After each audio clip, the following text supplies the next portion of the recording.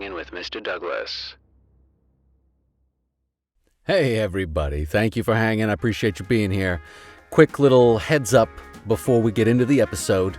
Just a tech alert kind of a heads up. Tony dropped some incredibly knowledgeable answers. Unfortunately, we had some connection issues. Riverside dropped a portion of our conversation. He had to try and come back a couple of times. We were able to reconnect, but then a little after the hour mark, we lost his visual. We got his audio, so if you're listening, there's really not much you'll notice. But when it comes to the visual, his visual knocks out, like I said, a little past the hour mark.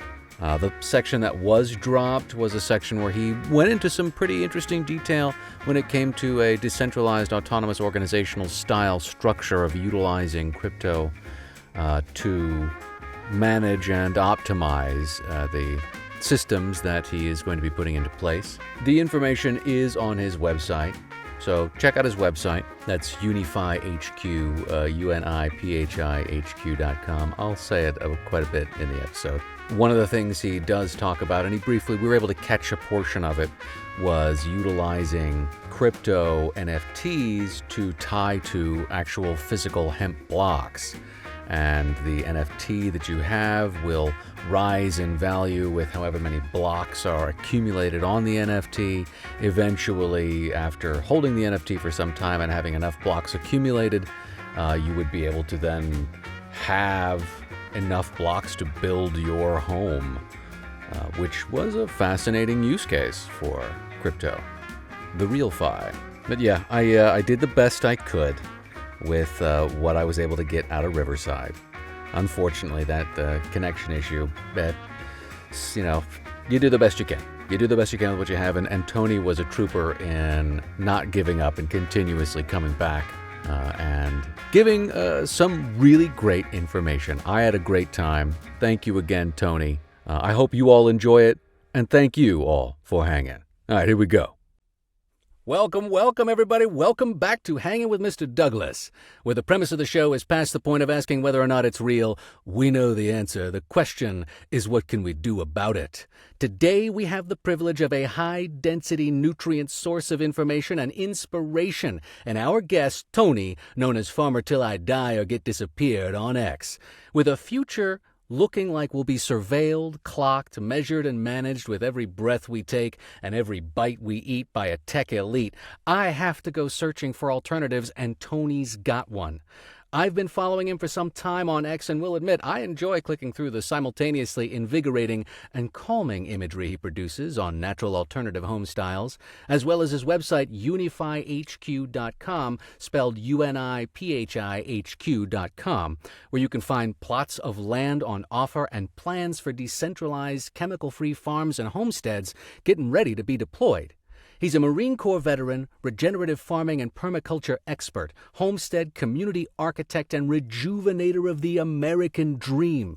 Carrying the banner flag for a chemical-free, self-sustaining, profit-sharing, self-reliant, freedom-focused future, he hosts regular spaces on X, dropping strong seeds of food and farming knowledge, running real-world workshops, teaching permaculture, masonry, and more. This is a man with a plan that is living and leaning into the answer to the question, what can we do about it? Working with nature and blockchain technology to starve the beast and enjoy the show, saving the bees and spreading out fruit trees. Tony, thank you for hanging, man. No problem. I'm totally excited to be here. Well, let's get started. I'm very curious, what first pulled you into regenerative permaculture and educational farming? What's your superhero origin story, man? Well, I got out of the Marines and was an airbrush artist and making really good money painting for Major League Baseball players and football players. And I ended up coming to a moment when living in the city where I was like, man, there's actually no fresh food in this area. And the further I got out, the more I realized, man, there's a lot of places that are food deserts that they're not talking about, while also recognizing more and more and more that organic was fake. You could literally, a company can pay the USDA and the FDA to get chemicals approved, and it gets added to a list. Well, I basically freaked out and was like, okay, I need to figure out while living in the city the fastest, most efficient way to be able to grow my own food. Because if I can't get it here locally, it's a matter of time before I'm either going to have to block in my brain that I'm eating poison and eat it, or not eat until I figure out how to do this. And I was a chunky guy at that point. I just got out of the Marines. I got wounded a couple times and was able to gain some weight.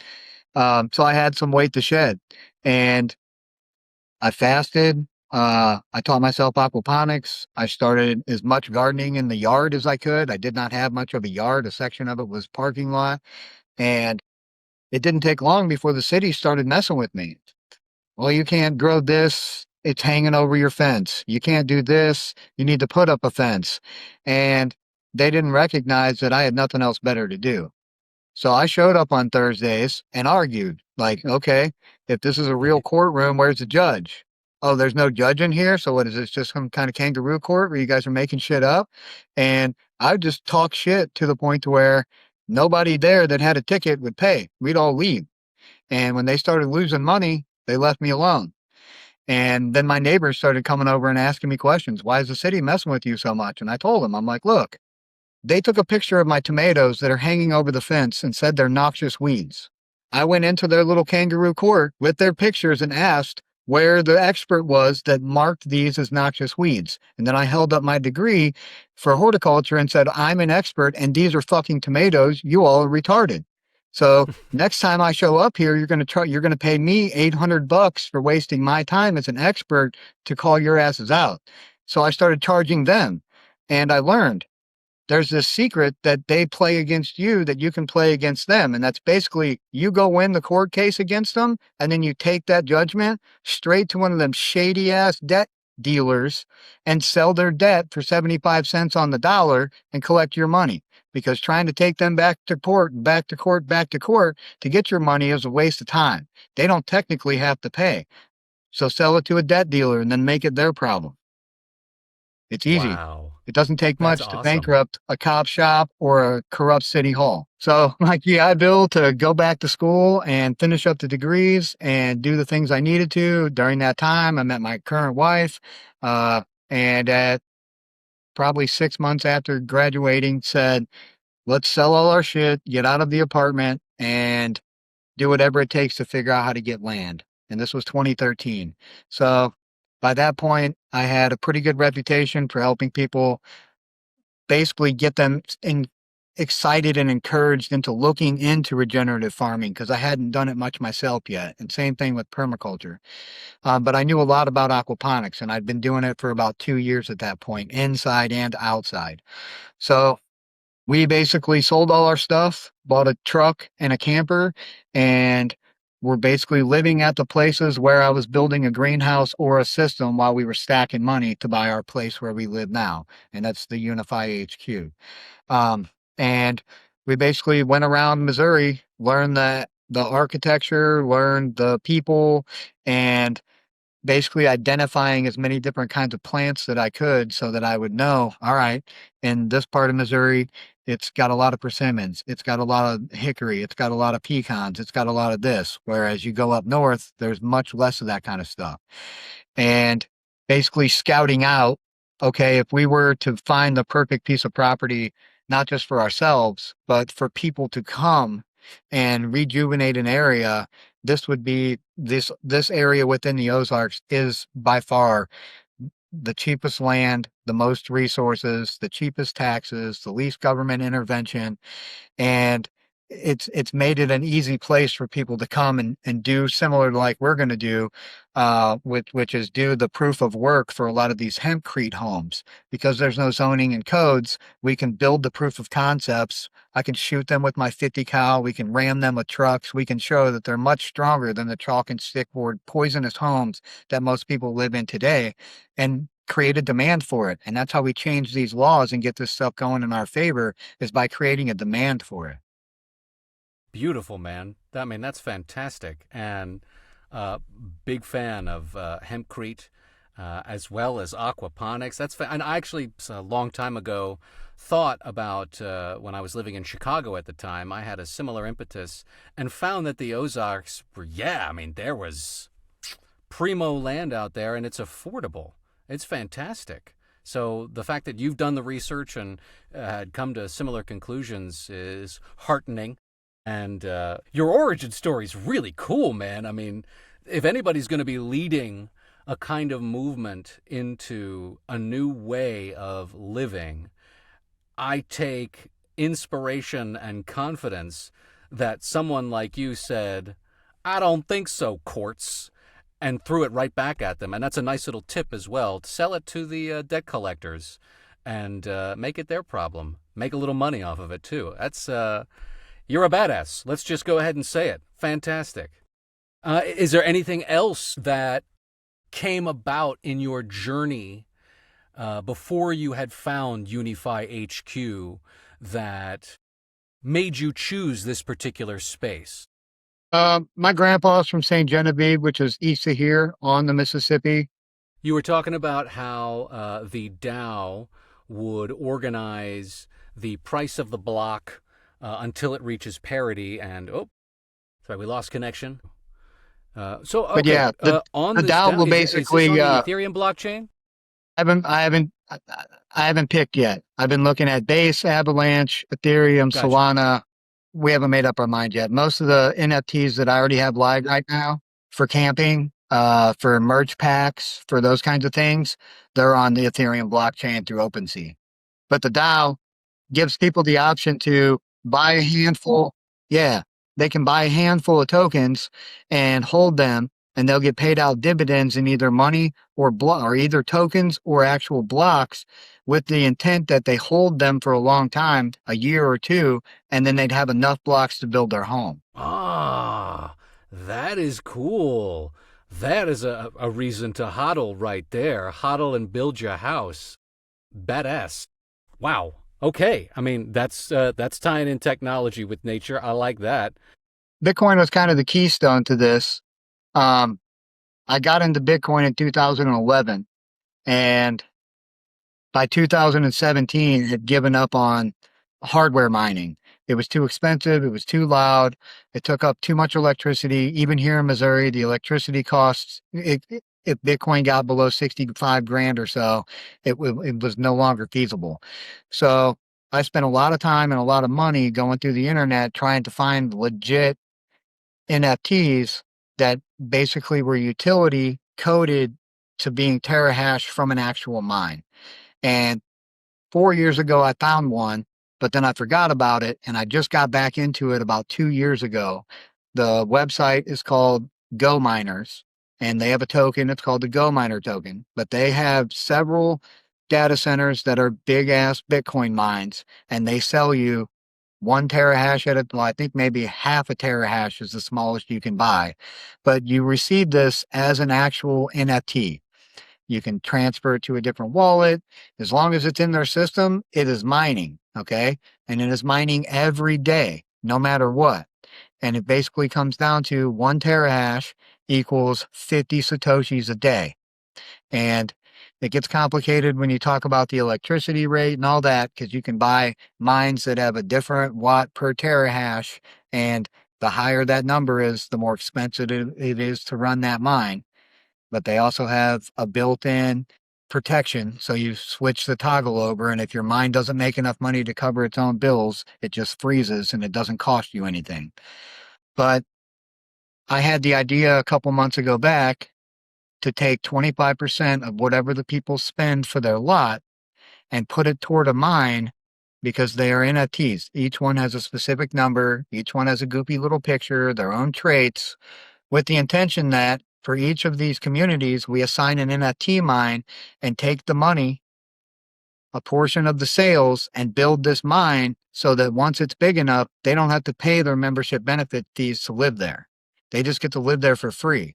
And because every month that mine will get bigger from Unify's portion, it'll get bigger. It'll get to the point to where the mine covers their fees and pays them a passive income. So you get to live there for free. Plus you get Bitcoin every month for free. And the benefits covers your food, your trash, the Starlink, the spring water, all the activities, the use of the maker spaces, the use of the equipment, help with gardening, help with permaculture.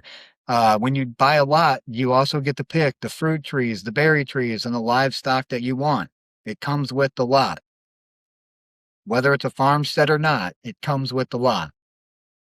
Beautiful. I'm curious, what are, you had mentioned persimmons, pecans. What are some other foodstuffs that you would think would do very well to grow? And are there any cash crops that people might not think of that you guys would be planting in the earth?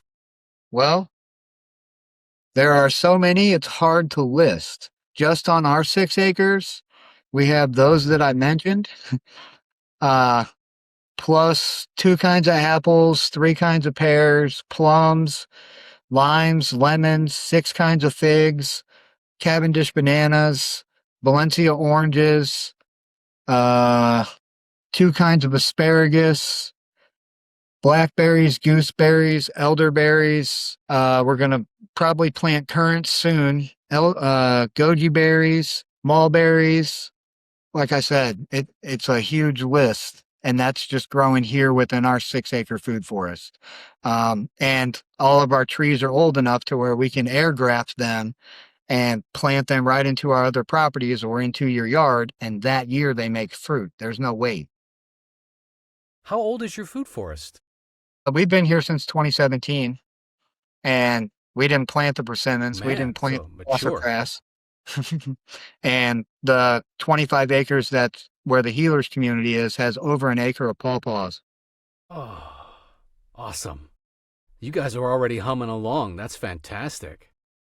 Well, now I'm curious now, as coming from your Marine Corps background, how has that experience shaped how you approach working Unify and the Havens of Healing as you are talking about this wonderful, delicious, real food, along with these non-toxic hemp homes and the mutual support? What are some of those skills and experiences that helped kind of fuel you along the way?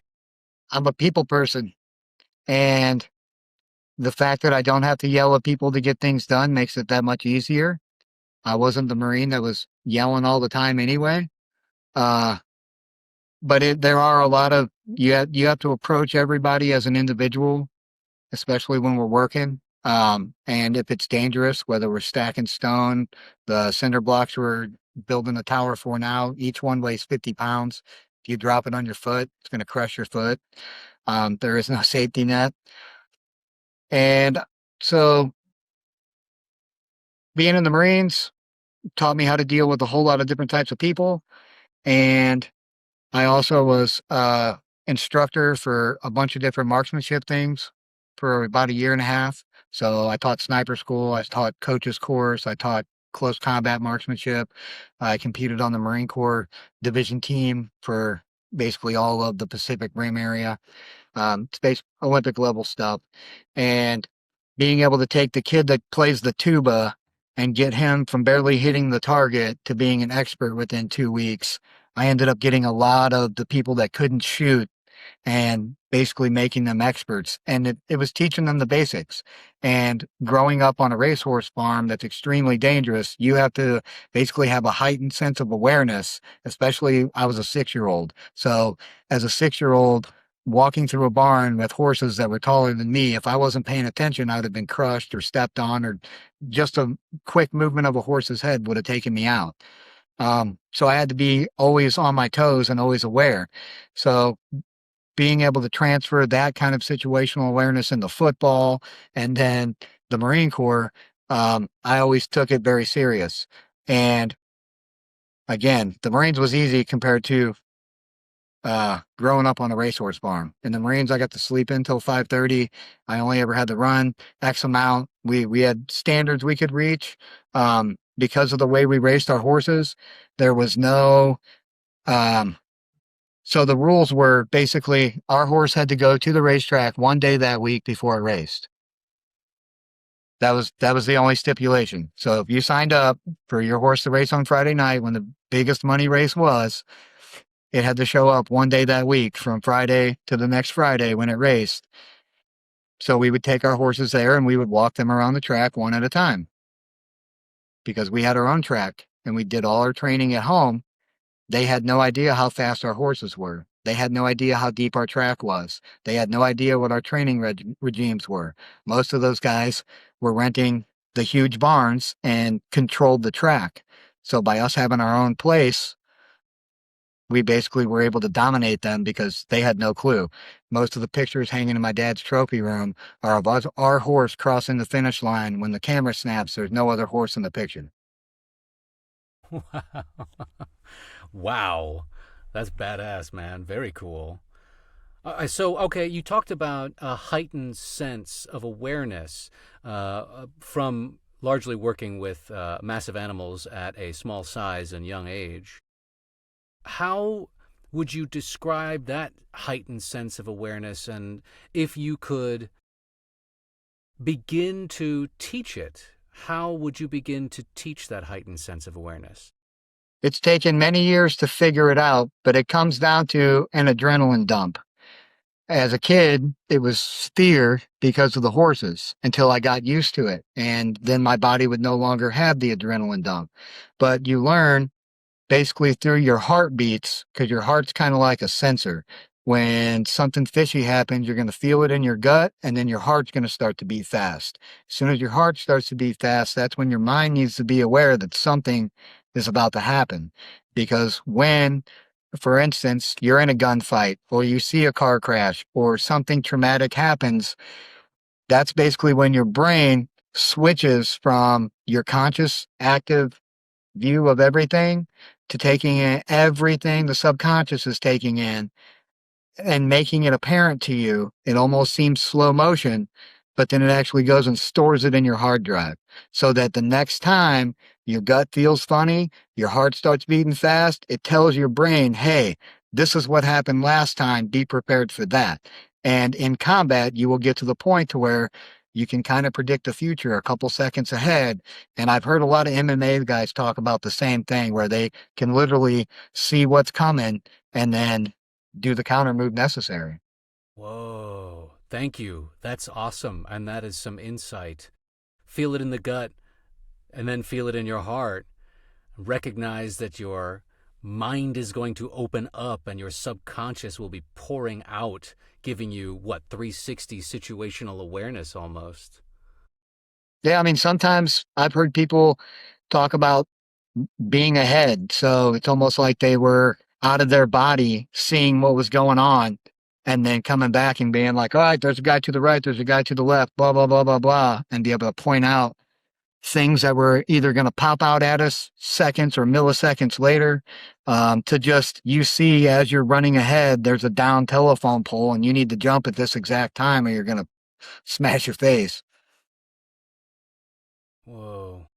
Do you have any stories where your heightened awareness kicked in and you were able to maneuver in a way that if I were watching from a little ways away, I'd be like, that dude is the Flash. How did he do that?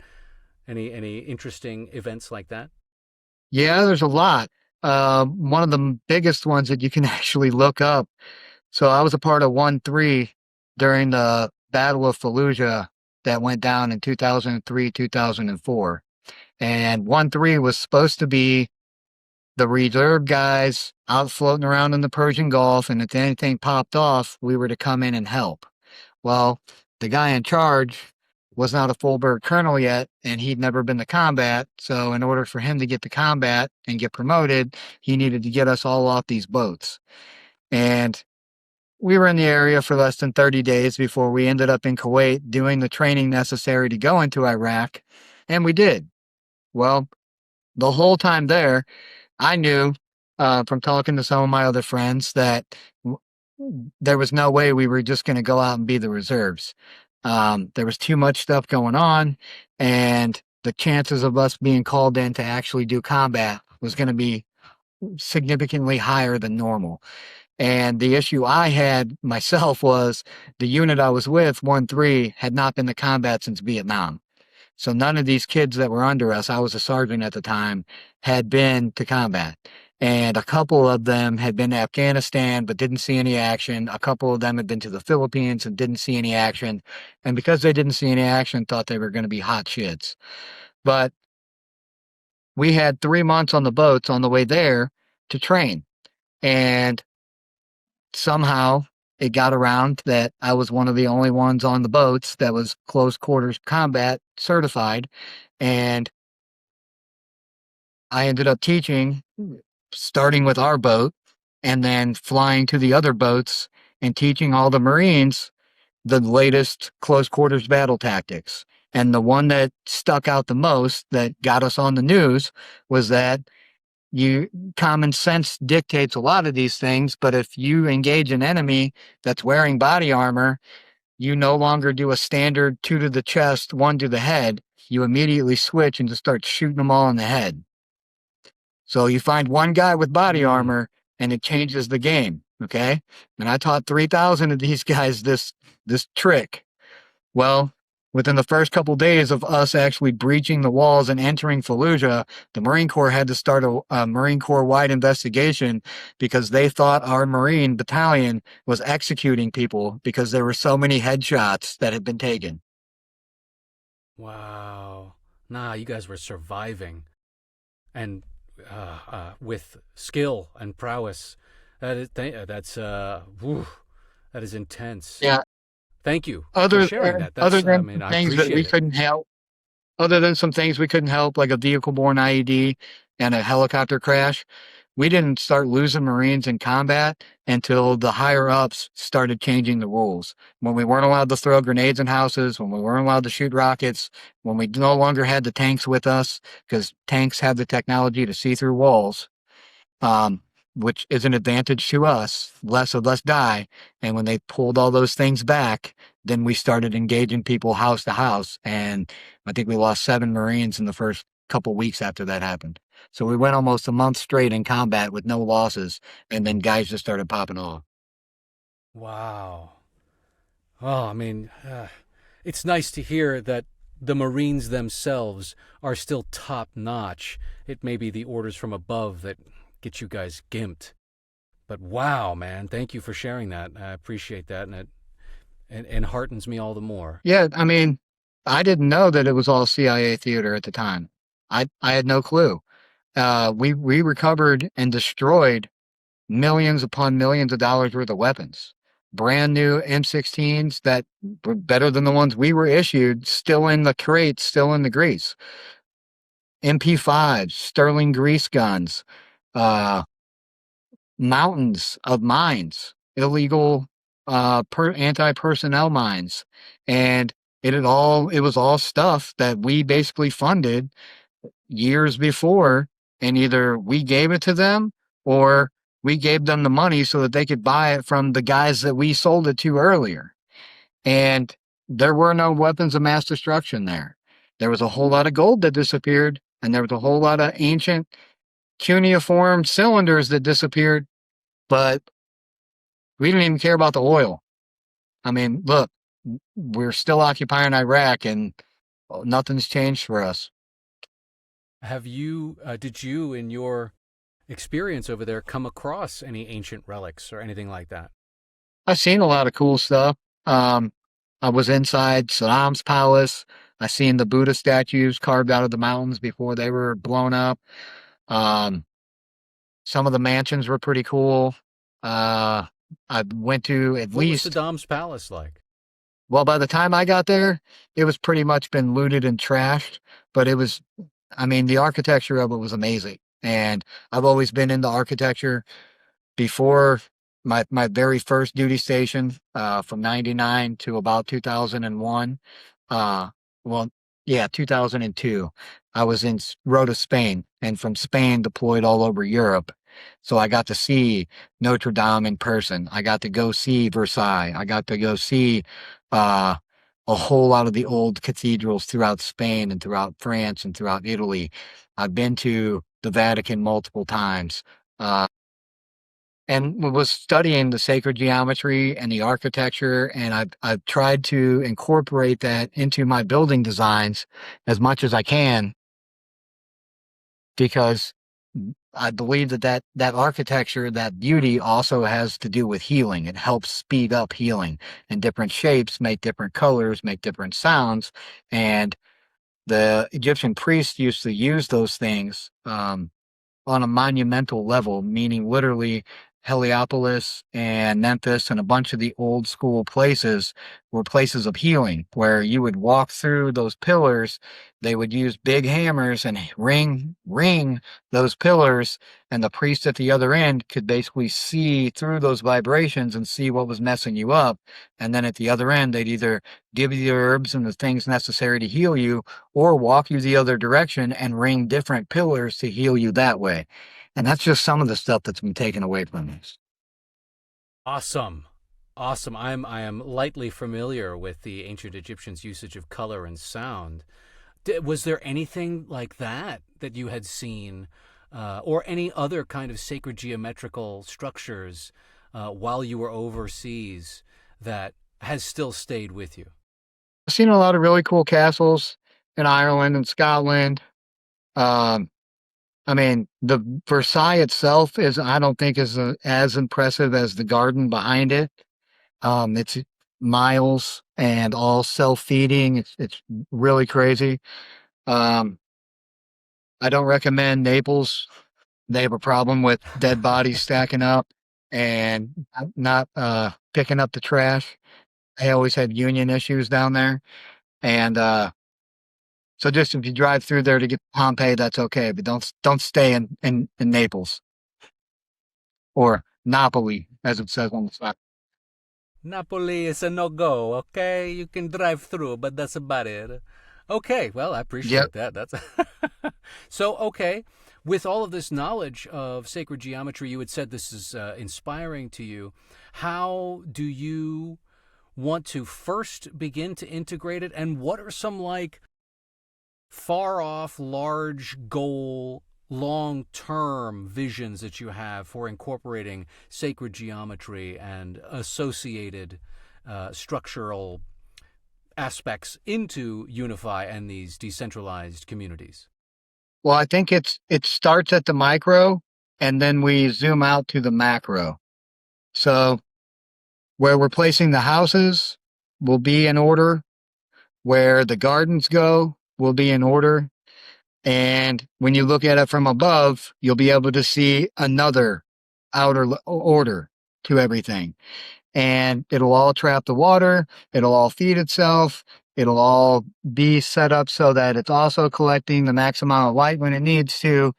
And when you look at these big cities, they used black magic applied to the land, which is the term for that is geomancy, when they laid out these cities. If you look at Washington, D.C., the roads all make up broken pentagrams. And that's because they're distorting the energy there.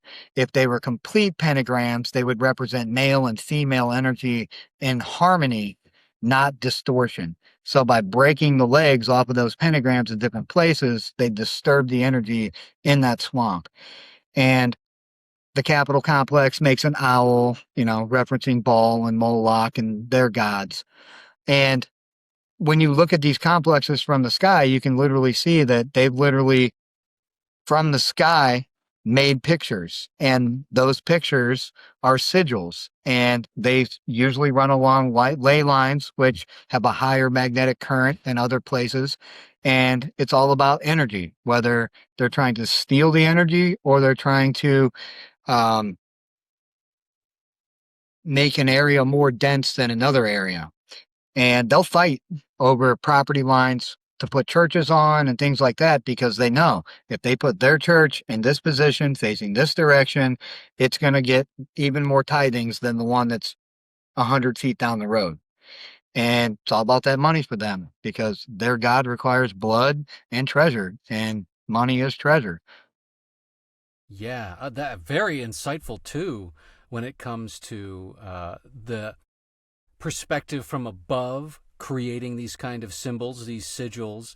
And that's a fascinating aspect to breaking geometric structures, kind of gimping or redirecting or pinching the energy that they would naturally imbue or collect if they were complete. And just to follow up, are there any plans for some complete geometric structures at Unify or associated homestead spots?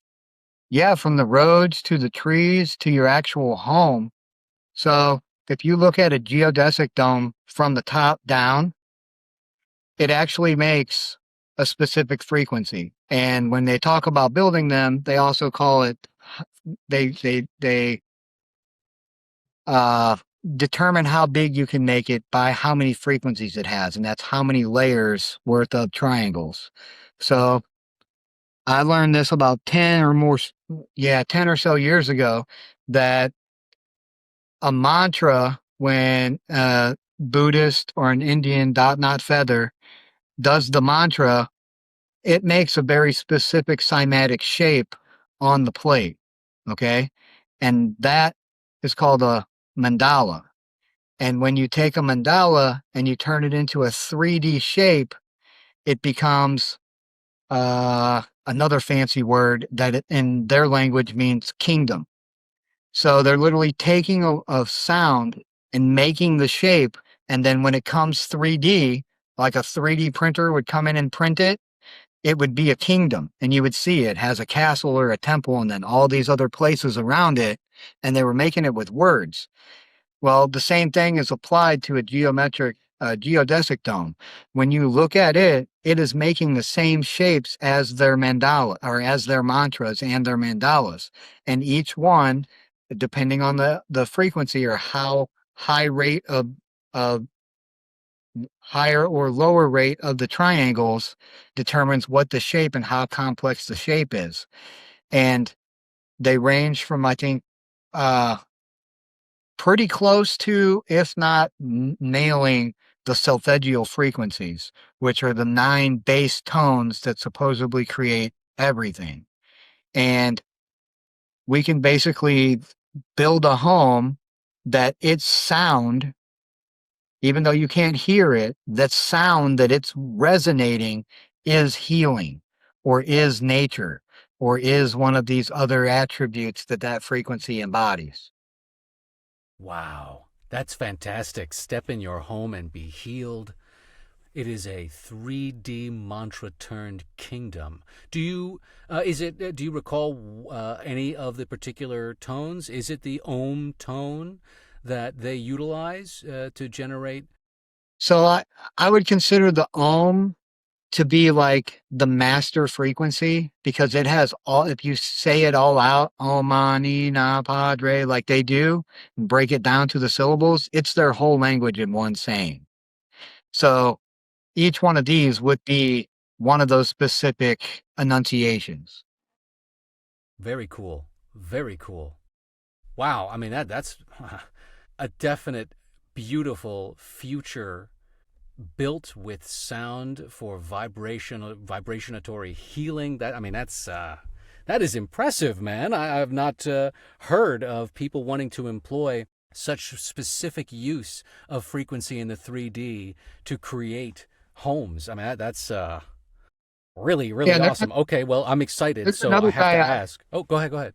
There's another guy out there that is specifically building geodesic dome homes that have a frequency generator within them.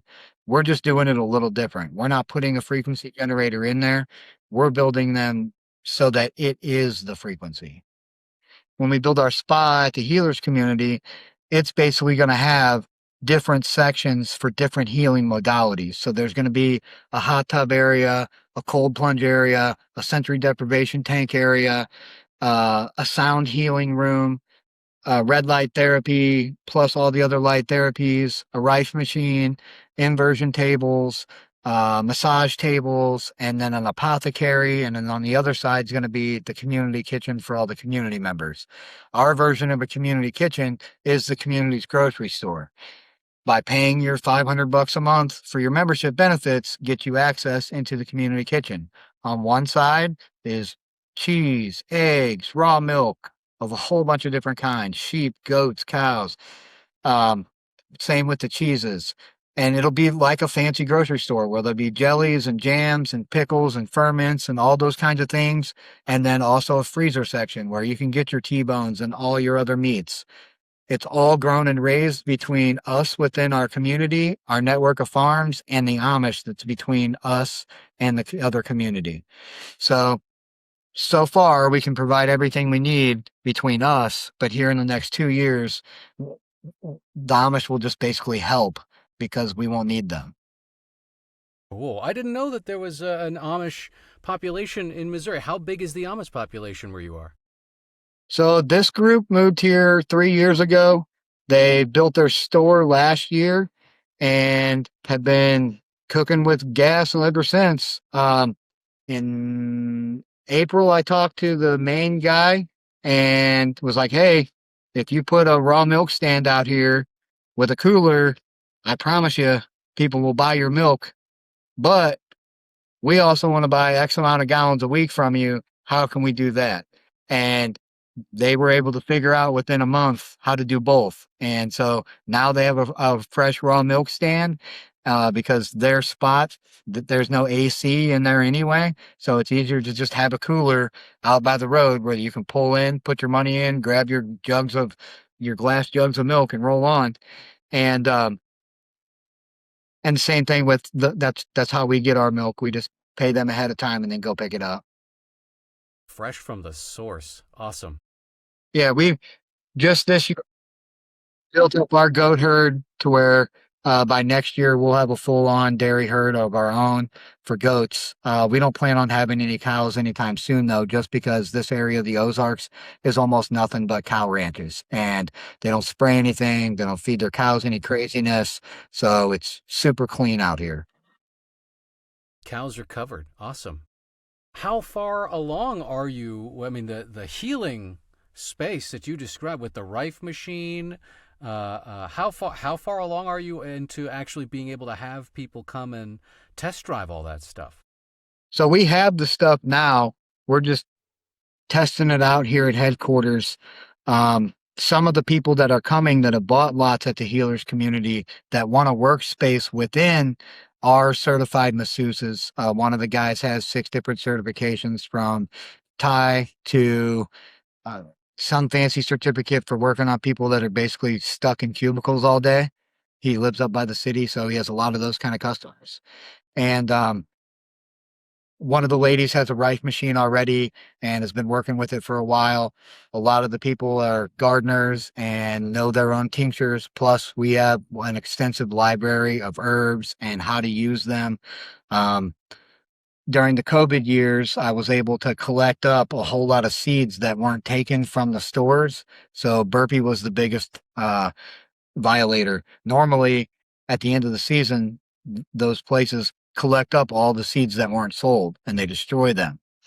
So during COVID, they didn't come pick them up. And I asked the stores, well, how much would it cost me to buy them all?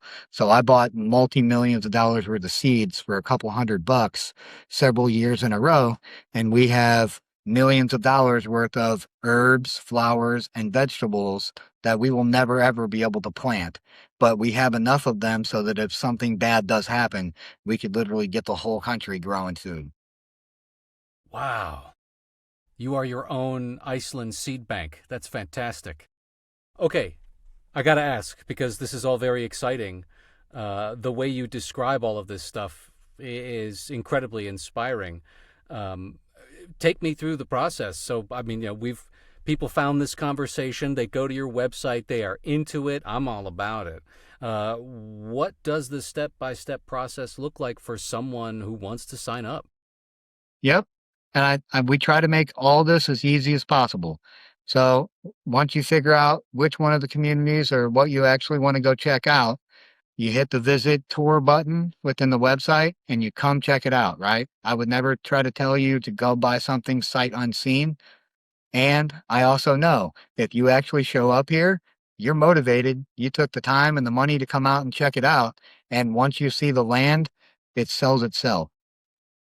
And from there, basically hang, you can hang out a couple of days, you can hang out a week or so, camp on the land if you want to, and pick your spot. Because right now, a couple lots have been sold, basically all in one area, and we're just marking them out with flags so that you know this acre is so and so's, this acre is so and so's, and it's all also being designed so that there's going to be paths going in between everything for horse riding, for kids to wander around, and the whole thing is going to be a food forest. So there will be benches and swings and slides and e-walk bridges and zip lines throughout this whole 25 acres. And in the center is where Ottery Creek is, and it's a spring-fed creek from 3 different spring heads that has water flowing through it year-round. Some of the spots are deep enough to swim.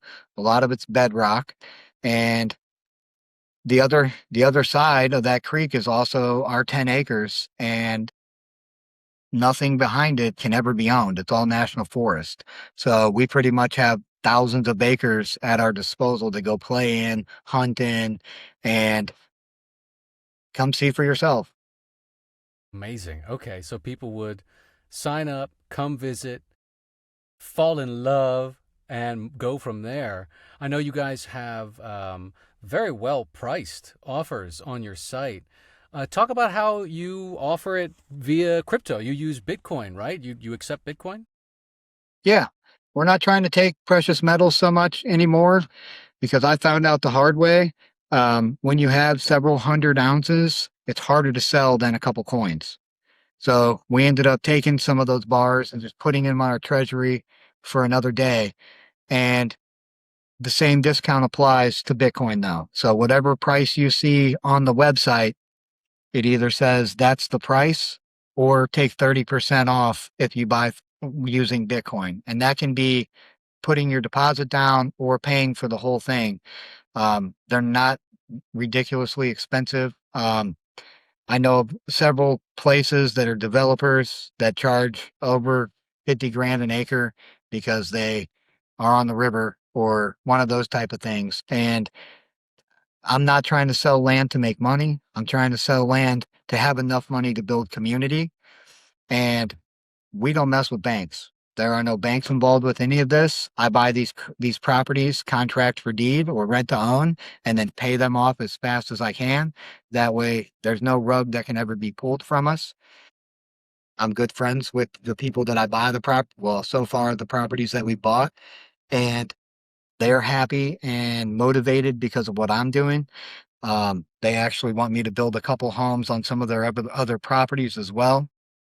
And if you come visit before this winter, we'll have a tower, a Hobbit house, and another larger A-frame done as models. People will be living in them, but you can come check them out and see for yourself. You may not necessarily need as much space as you thought you did. Those towers in particular that you post on X are really entrancing. I mean, how many floors is the tower? Now I'm just interested. What is the tower makeup?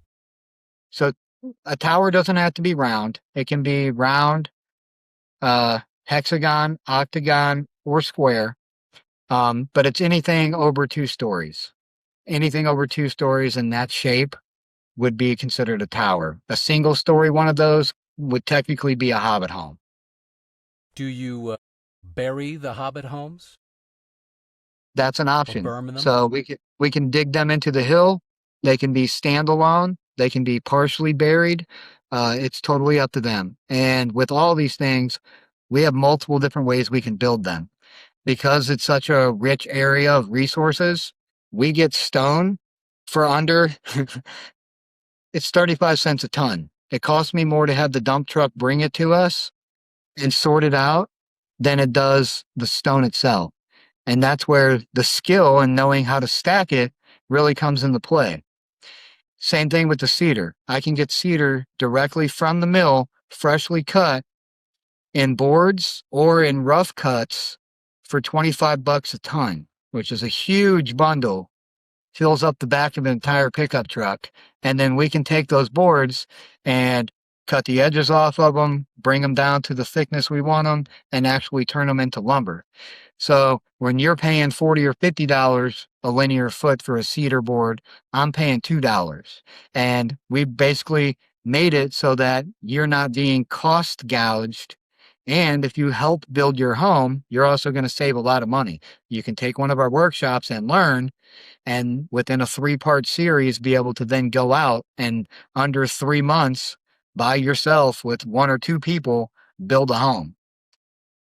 So yeah, and what kind of workshops do? So I mean, so you basically run how to build your own house workshops. What other workshops do you offer? I mean, that is a vertical integration system right there. Right.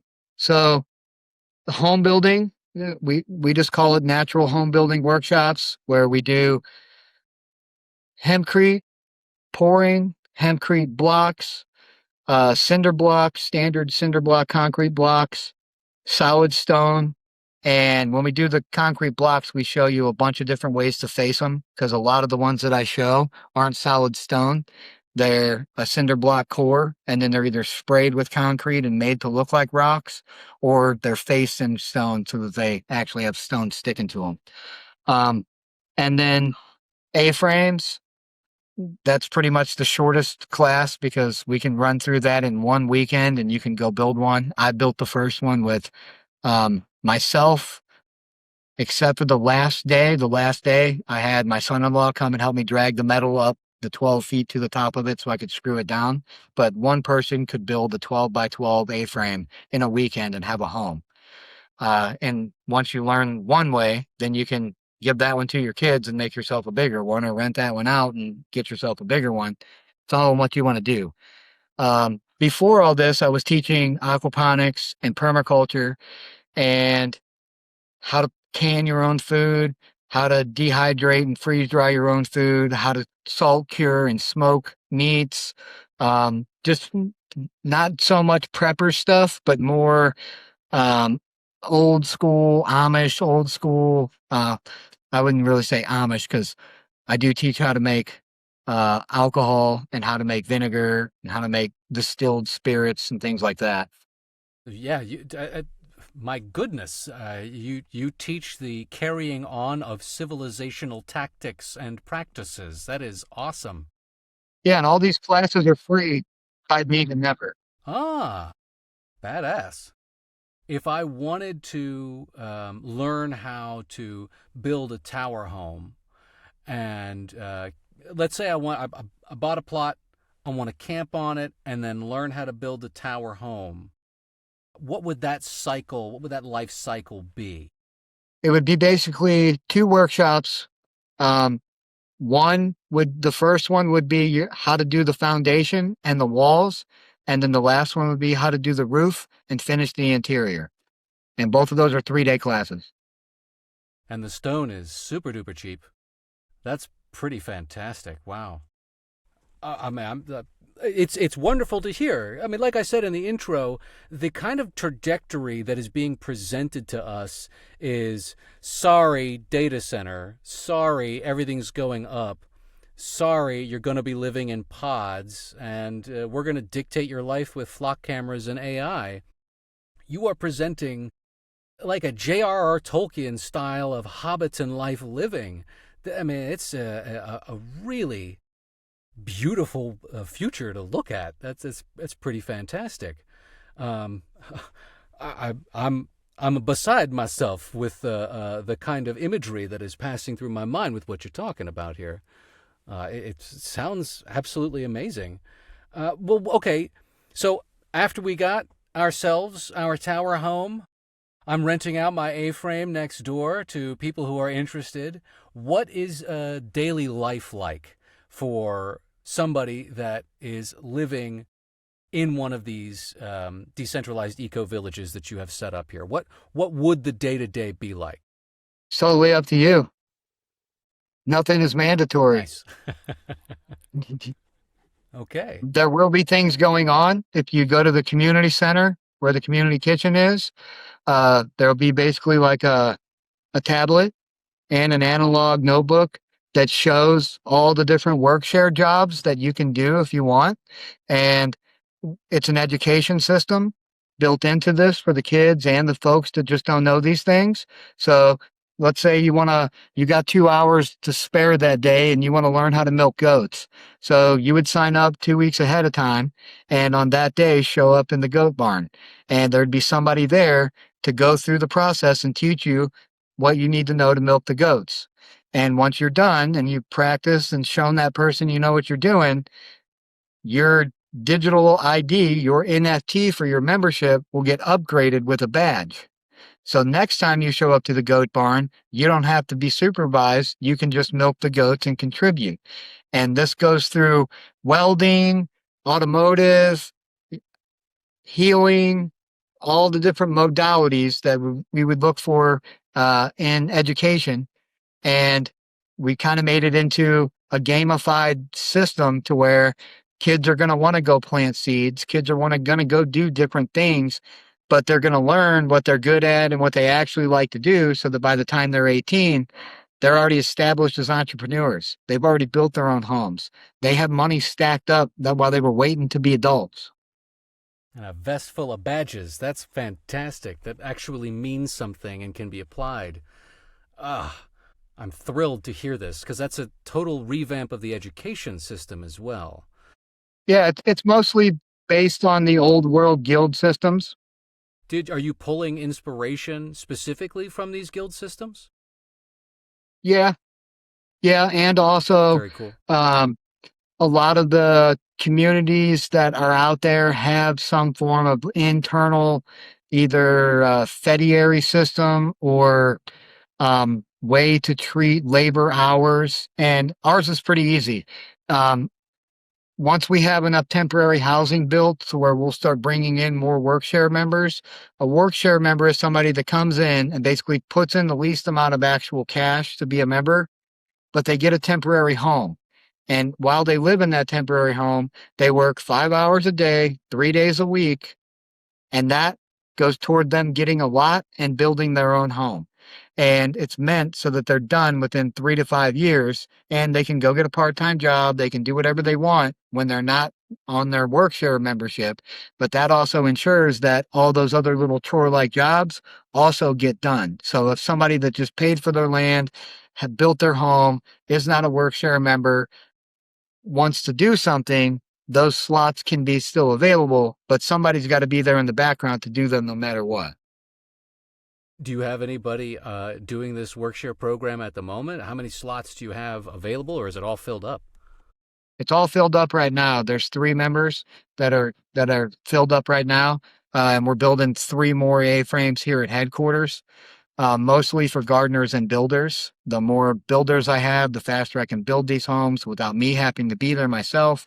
I'm good at inspecting what I expect, and none of this is hard. My barn, my racehorse barn, covers an entire acre, and we've maintained it for 25 years. Building a little 500 square foot house is a joke to me. I still take it all very seriously. That's why the architecture is the way it is. You're getting 3 foot thick walls. You're getting a piece of art along with a real piece of architecture. 3 feet thick walls. That's massive. Those are like megalithic scale thickness walls. So the heating and cooling costs must be incredibly negligible in these things. Correct.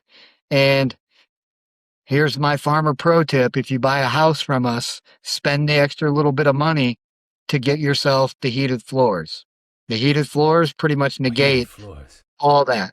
But if you've been paying attention, you already know there is no electric bill. All of these homes generate their own electricity via solar and wind as a redundancy, and there is no bill. So it's just a matter of, okay, do you want Bitcoin machines to create that heat to heat your floors, or do you want your batteries to do it? Do you want a wood burning stove or a fireplace as a backup?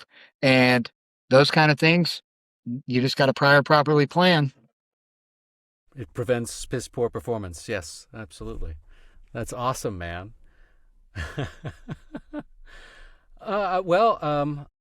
Let me see. Hold on, I got to look at my notes here. I'm just really enjoying this conversation because this is just fantastic. So right now, you can't go buy food. Right now, right now you can't go buy medical grade food. You're going to start hearing about it a lot in the next couple months because What do we're you mean? so close. Do me a favor. Explain what you mean by medical grade food, just so that so that I can understand, so that people can understand. What do you mean? Yep. So right now, the closest machine available is called a bricks meter or a bricks tester. And what they do is they take it out into the field, or you can take it to the grocery store, and you prick a piece of the leaf or you prick a piece of the fruit, and it'll tell you a couple different measurements. The biggest one they're looking at is the sugar, the bricks level. Okay. And if a carrot has higher than a 6 bricks meter number, then that's a decent carrot. Okay. And in the next couple months, there's going to be an app you're going to be able to download that's going to use light spectrum analysis to be able to scan those things instead of poke them. And it's going to break down all the mineral content, the enzyme content, what things that thing has been sprayed with, plus the bricks number. And people are going to in real time be able to see that the food at the grocery stores doesn't even meet the minimum requirements to be food. It just looks like food. Then they're going to go to the farmer's market and they're going to test that food and they're going to see that it's a little bit better. In some cases, it's close to being food. Then they're going to take it to the regenerative permaculture places and they're going to test it and the numbers are going to be off the charts. And that's what food grade food is. Medical grade food is the stuff that is better than organic. Organic is a low bar. The government created that standard. It doesn't care about the enzymes. It doesn't care about the soil quality or the biology within the soil. You're not going to get good living food that's good for you unless you have good living soil. And same thing. We've treated cannabis this way for 20 plus years to where there was medical grade cannabis and then there was your average cannabis, right? They spent a lot of money developing medical grade cannabis and how to make it as potent, how to get as much THC, as many terpenes and all these things. Just flip that and now put that microscope on food because that's where we're headed. Awesome. Okay, I understand. And speaking of cannabis, I know that Missouri is it both legal and, recreational and medicinal in Missouri? Yes.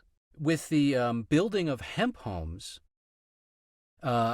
are you able to grow enough hemp yourself to be able to build all those bricks?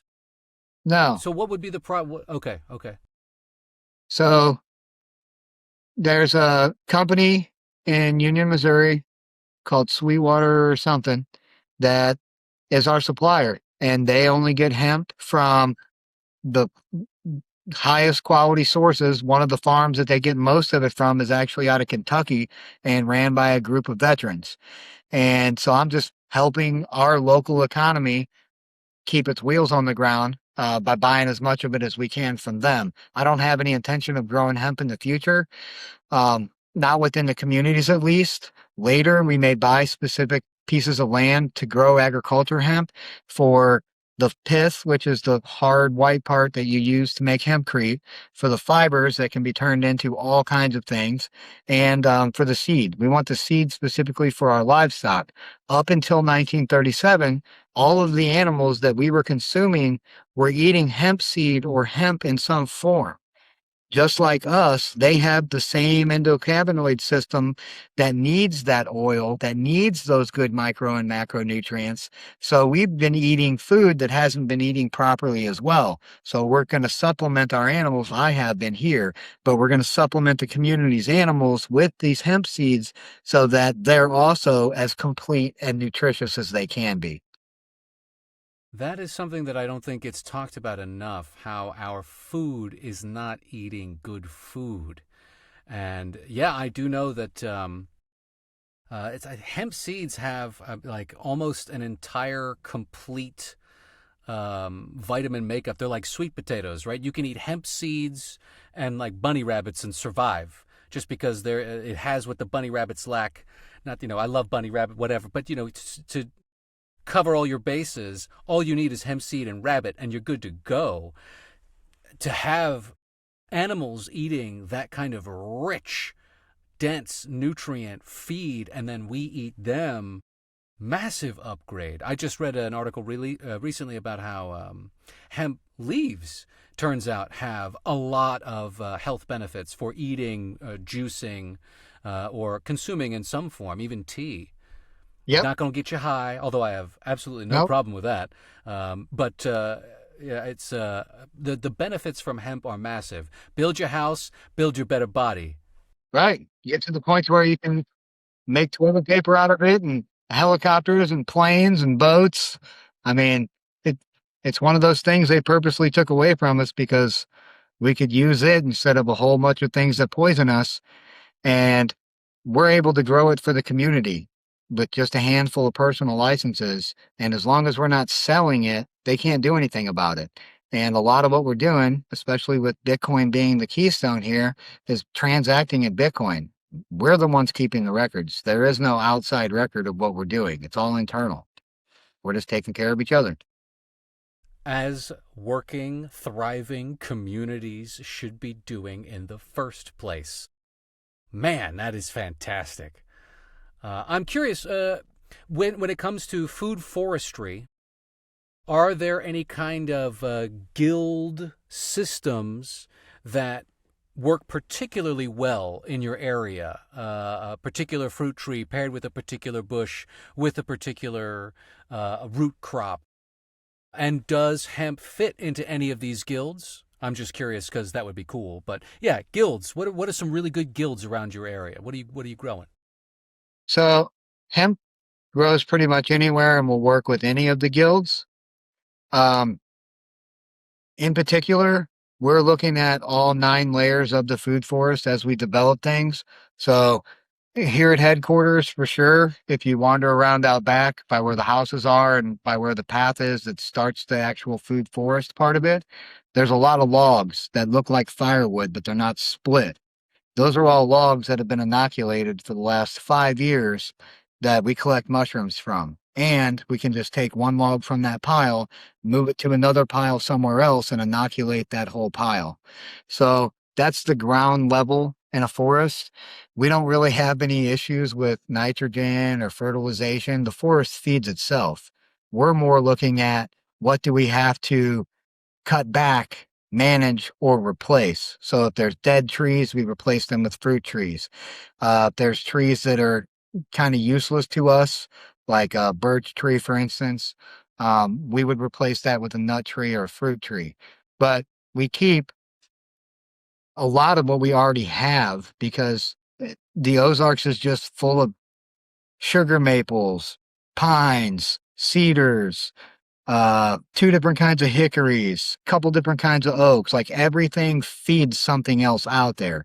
And it's just a matter of us. For us, pigs are easy because there's enough hickory nuts and enough acorns to where you don't have to spend any money feeding them. You just move them around. And they also do their job. They remove stumps, they eat the poison ivy, they stomp stuff down, they make water holes. They do a lot of biology spreading in that area with their mouth and their ass, and that matters. That's what brings on the good life. And as long as you're not leaving them in one space too long, you're not going to have parasite issues. You're not going to have the same issues that Big Ag and these CAFO farmers have. And it's all just a sequence. Your day to day will consist of seeing at some point a group of ducks run by. And then at some point later, you'll probably see a group of sheep and the shepherd go by because nobody has to buy a lawnmower. That's a part of the benefits is that your yard and your house is maintained by the community. So there are professionals that will keep up with your foodscape because we're not trying to landscape a lot. Flowers are okay because they're pollinators, but it's going to be more everything there is beneficial and serves a purpose. And you just get to enjoy it. Oh, amazing. Oh, speaking of pollinators, you have a specific plan to benefit the bees, to spread the bees. I had mentioned it in the intro. Could you go into more about how you are working with bees to rejuvenate life? Yeah, it's actually pretty common in Missouri to keep bees. Drive up and down any of the roads and you'll see the boxes sitting somewhere. Uh, the bees are in trouble. And this is an area where there's not a lot of spraying going on. So I'm trying to help fortify the bee populations through our Unify Save the Bees project. And right now, I think um, until the end of August, we're still running the bee box sale to where the first 25 bee boxes that we sell in total are $1,000. And that gets you 3 beehives that we will take care of. You'll have a live stream camera on there so you can watch your bees do their thing. And every 3 months, we harvest them. You tell us how much of the honey you want. We send you the honey, we sell the rest, and send you the money. Whoa. Epic honey source. I'm a big fan of honey. I think it should go on just about everything. I love it. I think that's wonderful. Do you experience the benefits of local honey? I've heard, and I feel like it works for me. But the idea Yeah. is that bees are pollinating the local area. You get the benefits of no allergies. And that's level 2. Level 1 is you consuming the honey and the pollen if you can. Level 2, so the next 25 of the beehives that we sell, they're not going to get individual bee boxes. Their hives are going to be a part of our bee spa. And this idea comes from old Europe, Norwegian area specifically, where you go into this room and there's almost like a medical bed in there. And as soon as you enter the room, it's a little bit warmer than it is outside. The whole place has a little bit of a vibration to it because you can literally hear the bees in the walls. There's millions of bees in the walls and under that bed, but they can't get to the inside. You're safe. Okay. But the air is full of their pollen. It's warmer than the outside air. And when you lay on that bed, you vibrate at the same frequency that they do. And you spend 15 minutes to an hour in there, and you'll notice your allergies slowly but surely go away. Whoa, that And is the very people that cool. I buy had those never 25 heard. bee boxes will also get a percentage of the money collected from the bee spa sessions. Oh man. I, do you have the ability to like get some influencers out there and start showing this stuff off? This is amazing and truly inspirational. Well, so far we've got 2 of them set up, and we bought uh I don't remember the name, Lingenhanger or something, but we bought traditional beehives, and then we've also bought the newer flow hives that you just turn a crank, so that everybody gets 1 original and then 2 of the easier ones to deal with. Um, we've done a couple videos of them out there, just showing the bees, showing the setups of the boxes. The guys from the Gaia Guild are really trying to mesh with me right now. They do a lot of the hemp stuff, and they also had this thing called Old School, I think is what it's called, but it's a part of their Gaia Guild program where they're the main guy is going to be here to purposely record all these workshops and the different things that we're doing and feed it through their network as well. Um, and I've been focusing on the builders and the gardeners, not so much the media part of this. One of the girls that we're actually building this tower for now, that's going to be more of her all day, every day when she's doing her thing. It's going to be promoting this, along with I do have a handful of real estate agents that all I have to do is go, hey, you want some land? Sell a couple of these lots for me. Okay. I've been purposely keeping it at the pace we have it, so that we can build things and show things and build things and show things. Because once we show the first Hobbit house done and somebody can walk in it, then I'll actually be able to take the 3D scans of it and put it into the app that I'm building so that you can design your home in our app, see it in 3D, walk through it, do all those things, and then it'll print us a build sheet, give you a quote, and we can work from there. Right now, it's all analog. Fantastic. And hey man, you really seem in touch and in tune not only with nature but also with technology. Like you know what you're talking about. I'm curious because you've got this grand situation. Where do you see the optimum mixture of nature and technology taking us? Medium term, next 5 years, but like long term, optimally, how your decentralized communities would represent this kind of mixture. What is the optimal mixture of nature and tech? So tech is just a tool, just like you and me.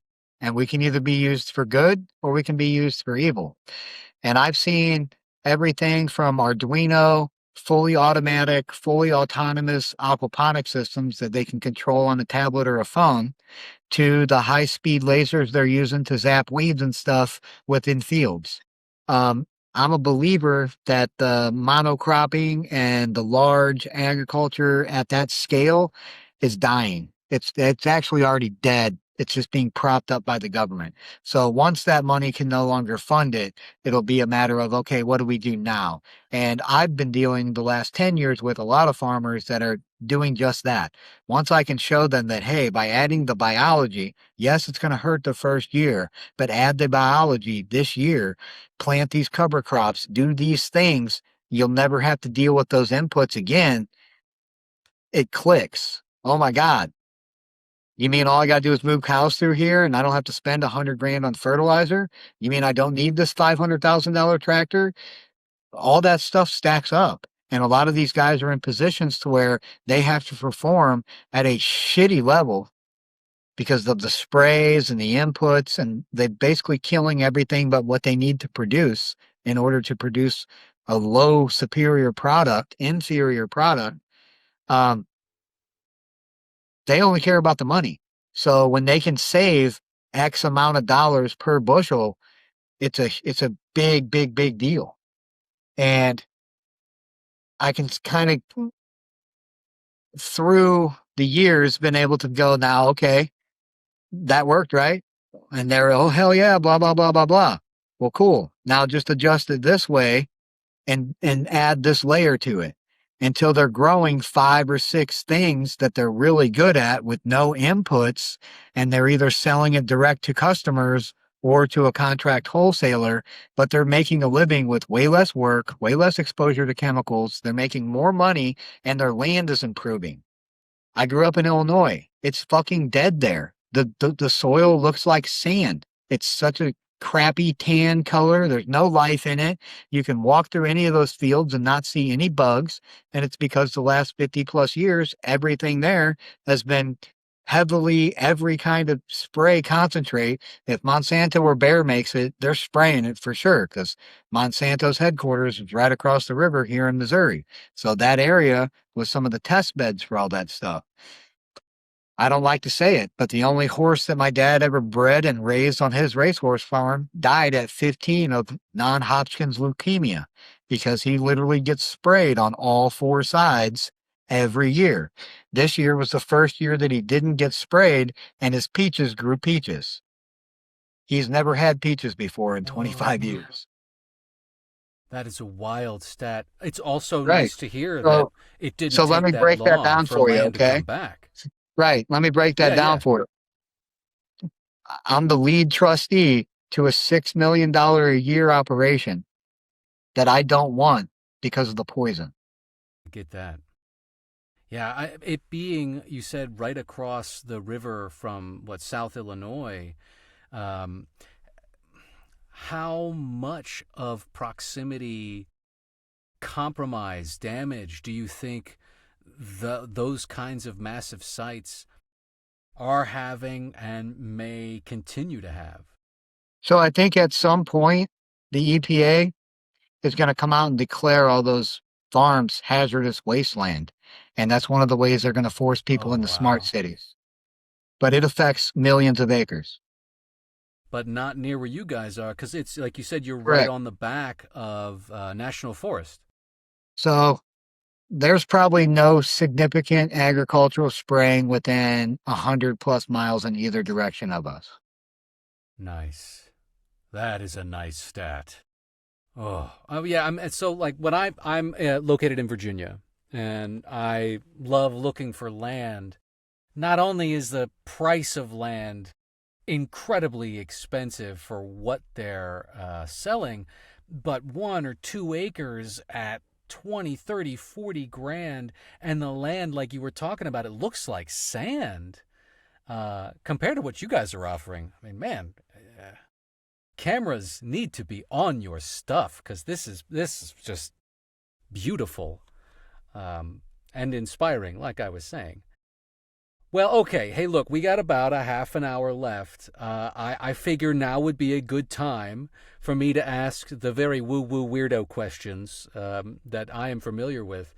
But, I mean, you also, like, with your knowledge of sacred geometry, and I'll tell you what, before I ask my particular questions, you had mentioned being overseas. Um, are you familiar with that story, with the giant story of the military men finding a giant and having to neutralize it and bring it back? On more than one occasion.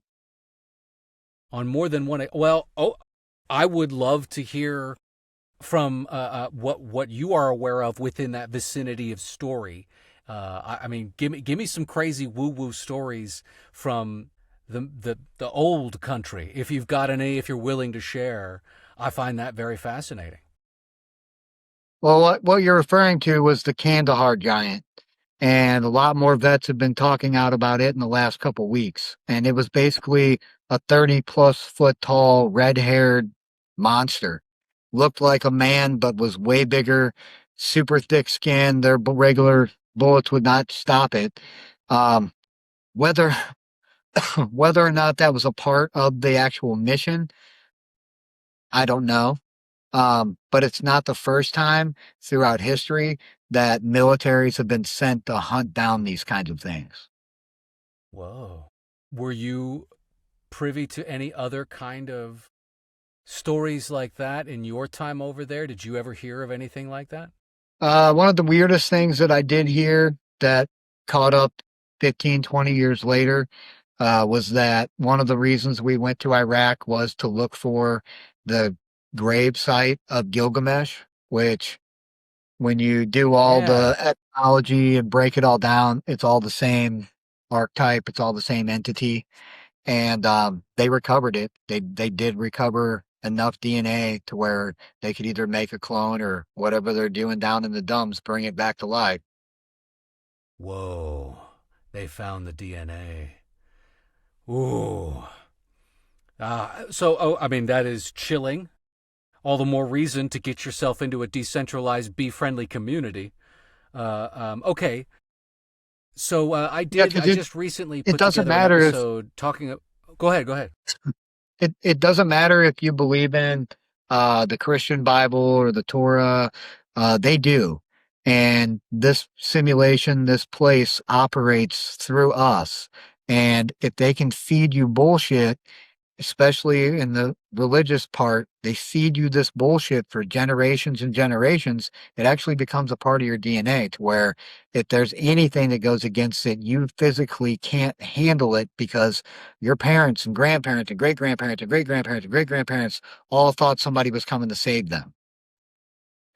But when you look back into those Bibles, there was no savior character until after the 1600s.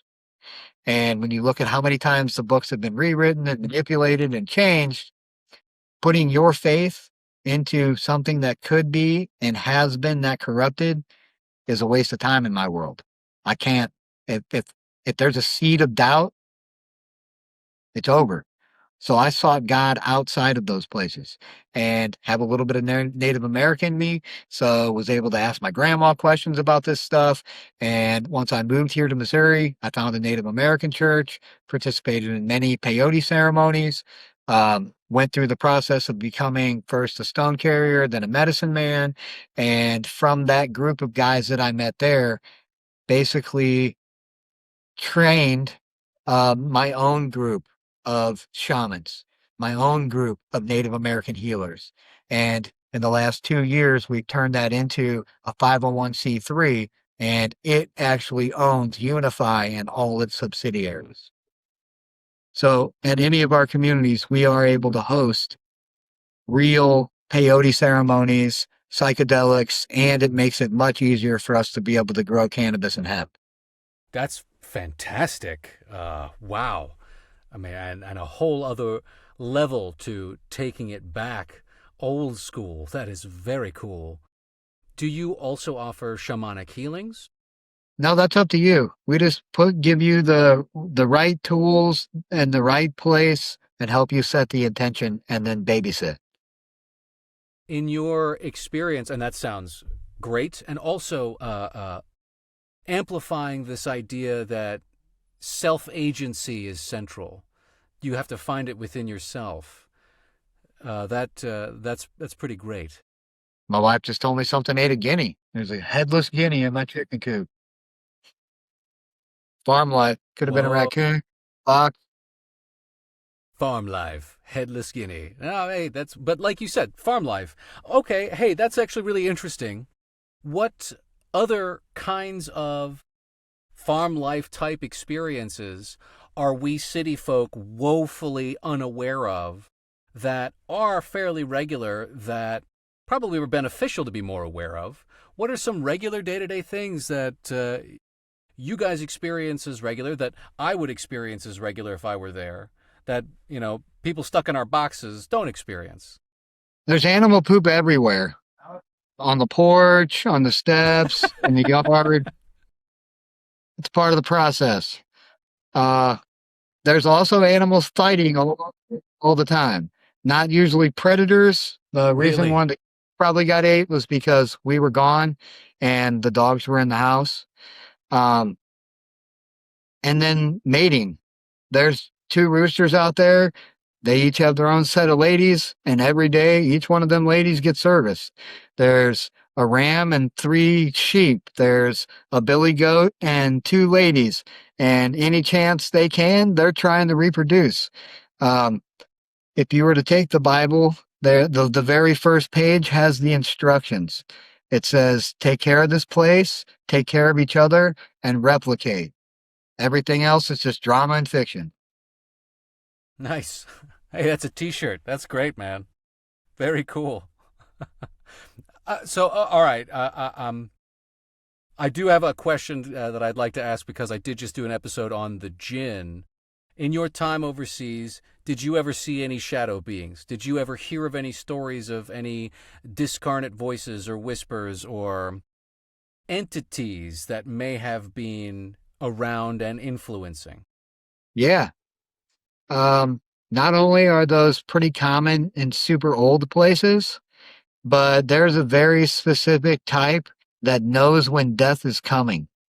And I think through different practices, whether it's breath work, shamanic work, magic, you can train yourself to see them, because these aren't your only eyes. There's an eye in there that can see through everything, all the dimensions. And when it just cracks a little bit, you can see a whole lot. To most people, when it opens just a little bit, it's overwhelming.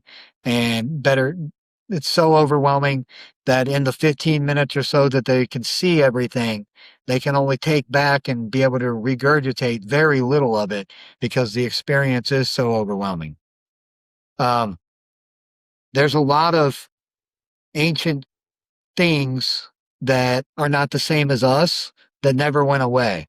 So, for instance, a lot of people have put two and two together in the last decade or so that the Nephilim, or the giants, when they die, their spirit doesn't go away like ours does. It's more grounded here and trapped here. And when these people are doing rituals, especially rituals that involve blood, it's one of those things that they're summoning. And if they do enough things, they can summon the chief commander of this world and the one you can't see with your eyes, like Bob Dylan said in a 60-minute interview. And it's basically how they sell out or sell their soul. It will give them whatever they want in trade for a sacrifice or treasure. And yes, they make a lot of money while they're famous, but as soon as they die, that shit's gone, because there's contracts and the devil's always in the details and how they'll suck it right back out of them.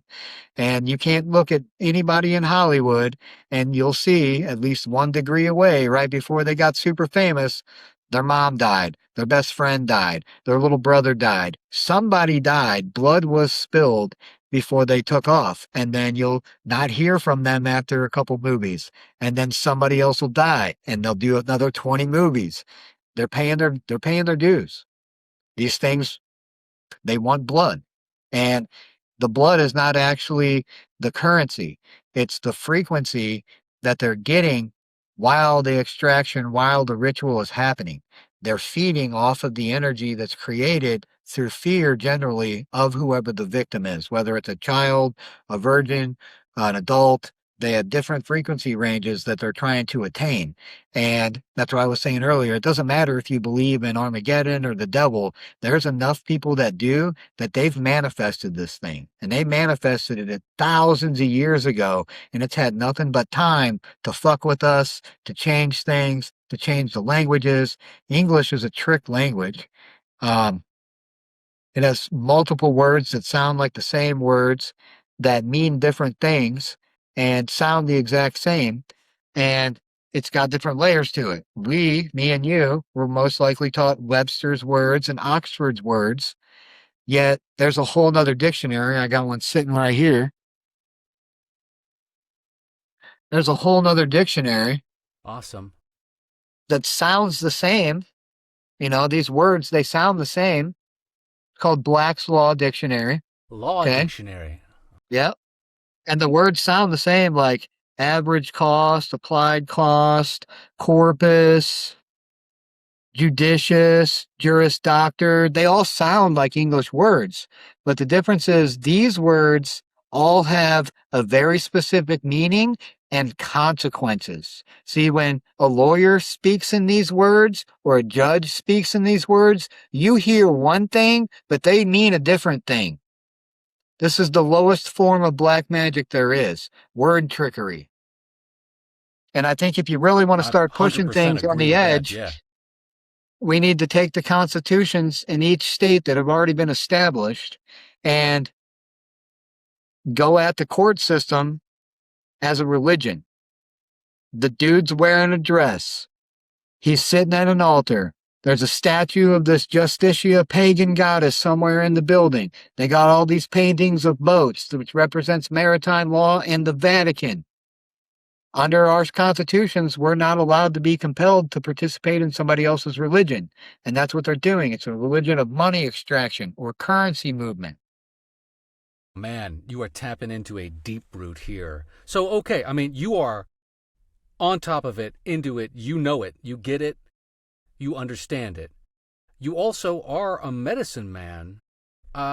What advice do you have for individuals caught up in this system? How can we keep ourselves protected, safe? How can we defend ourselves? How can we empower ourselves within this system? Apart from taking a good look at Unify, because yes. I used to promote homesteading. I don't so much anymore because you just become a sitting duck and it's easy to get picked off. Whether it's the Amish farmer selling meat, Amos and Miller, those big cases that went through, it's easier to pick you off that way. But it's a super hard question because I don't know how fast they want to depopulate us. It's happening, whether it's the spraying of the air, the poison in the water, the poison in the food, all the technocratic security apparatus that's being built around you guys. It's not here. There's a data center 100 miles north of us, but there's 3 cops in our town. We know them. We know where they live.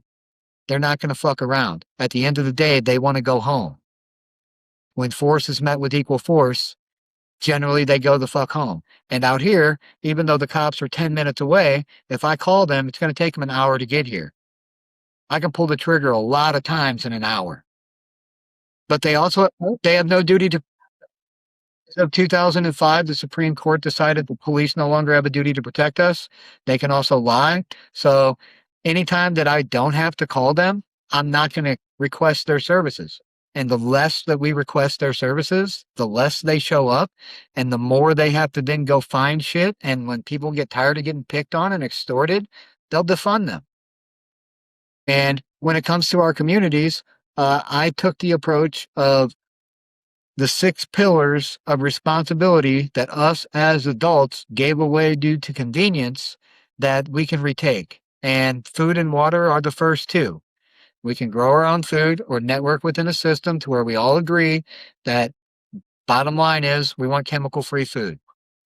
You can do it regeneratively, you can do it permaculture style, you can do it aquaponics, but it's got to meet our standards. Same thing with the water. Missouri is rich in spring water and natural water sources. It's a matter of us being able to use them and not abuse them. So we've already got food and water covered. The next one is energy and currency. So all our homes provide our own energy.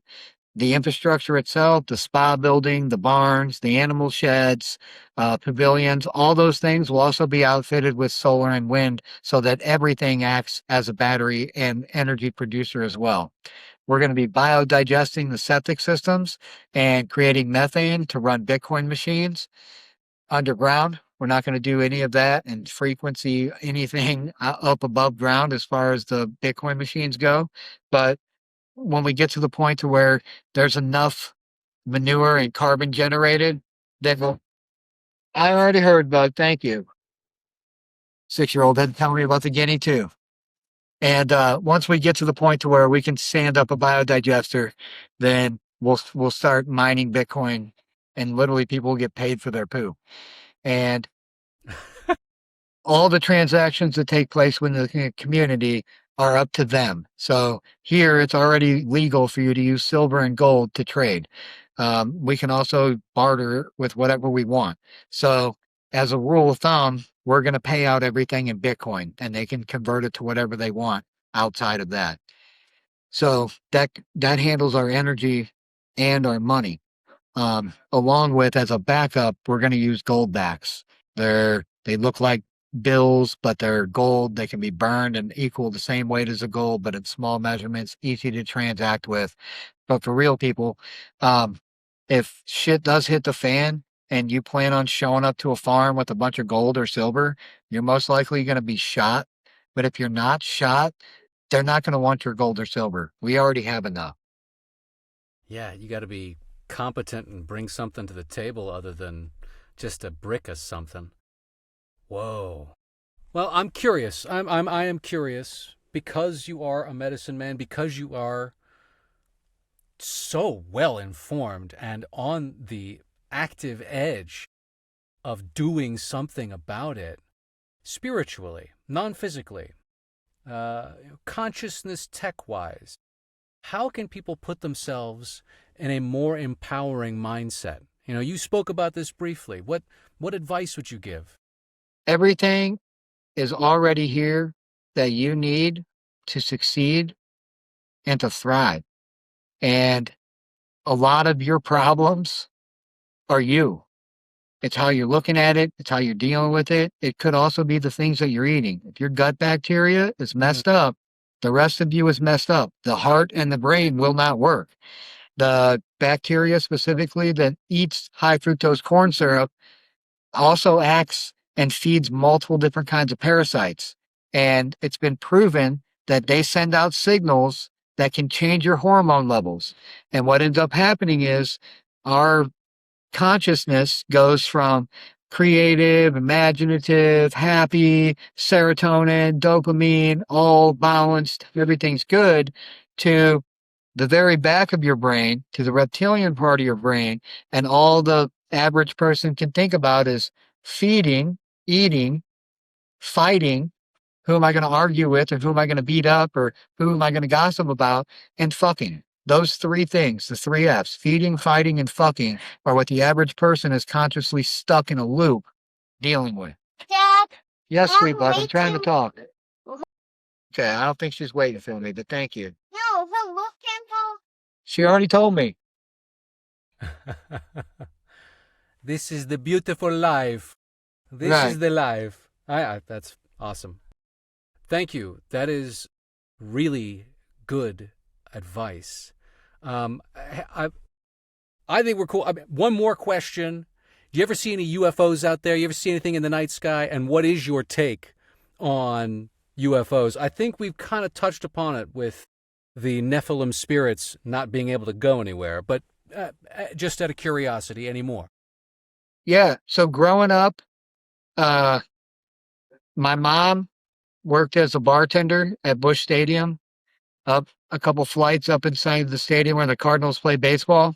On one side's the bar, and one side's the restaurant. And my grandma managed the restaurant, and my mom worked at the bar.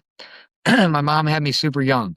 So I would be babysit by my dad's sister, and their house was super haunted. They didn't tell us it was haunted until we were teenagers, but we started asking questions when it took them over 5 years to sell their house, and everybody else in the area was able to sell their homes pretty quick. But growing up, we would play in the basement. On one section of the basement, they had all this old furniture from a Panteras pizza restaurant that they had owned. So it was like the big fake leather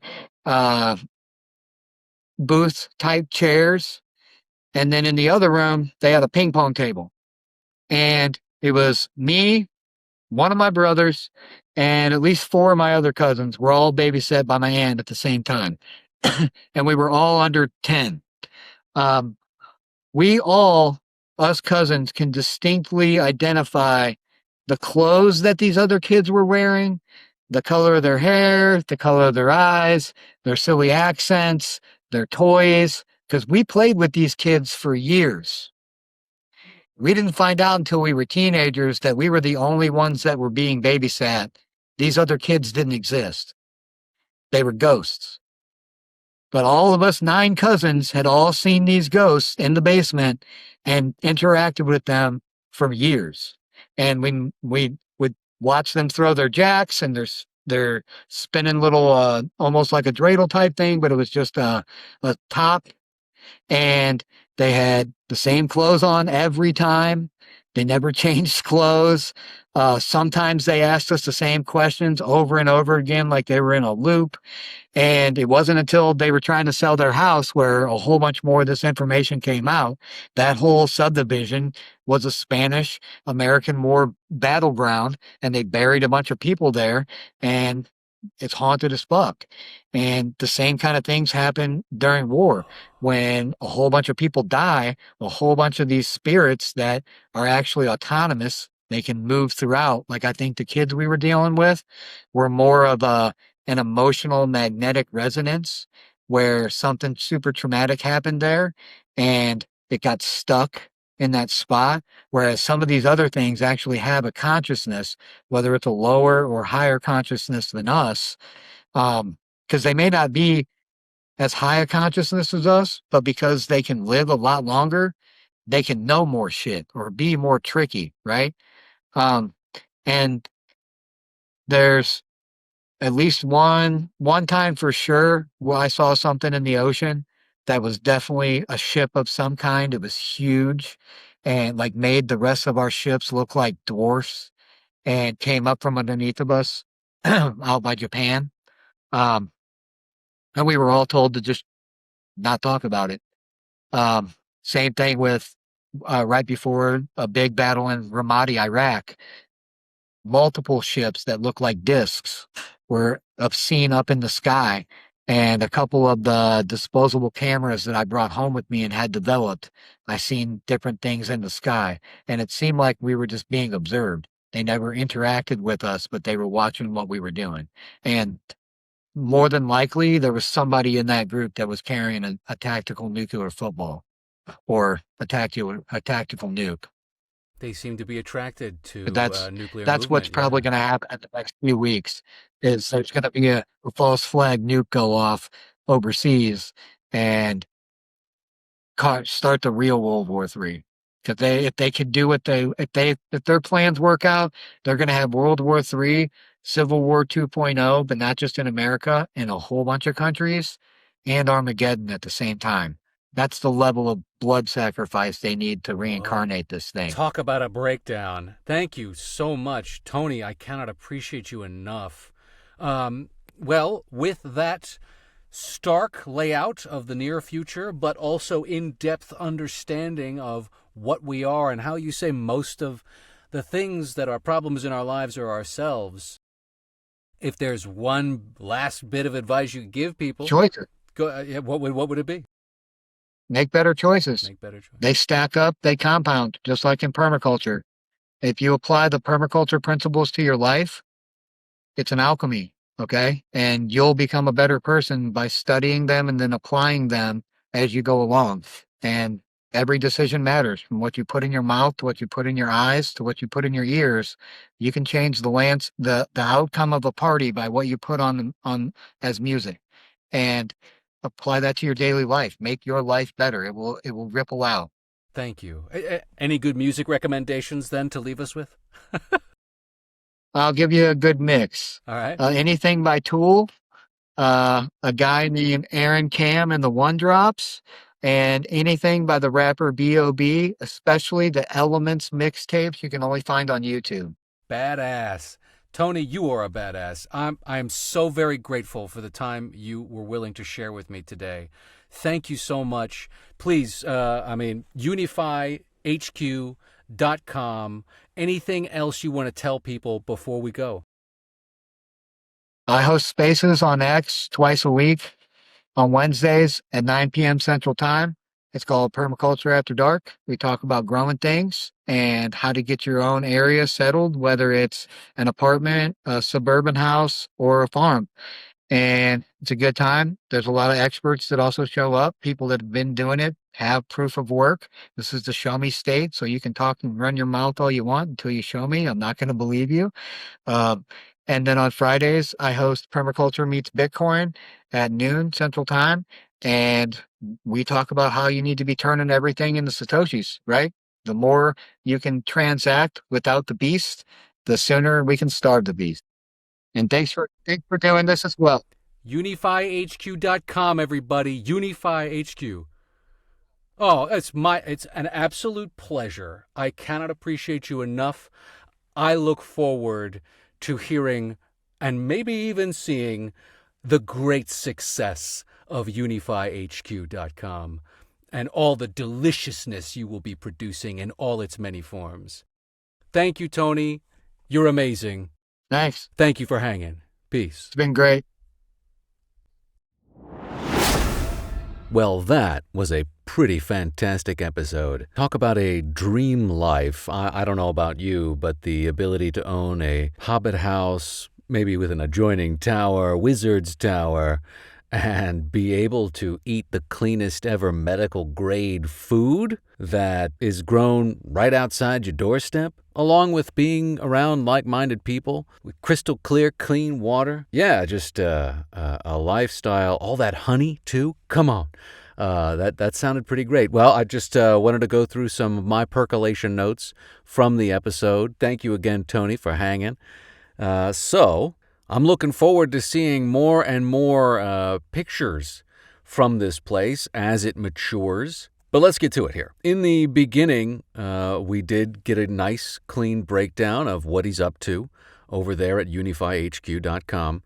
I found the information about his situational awareness familiarity particularly interesting, and how he discussed how to become familiar with that. The adrenaline dump, the formation into heightened awareness through the familiarity of that feeling was very interesting. And you end up having to just build that awareness through some kind of repeated exposure.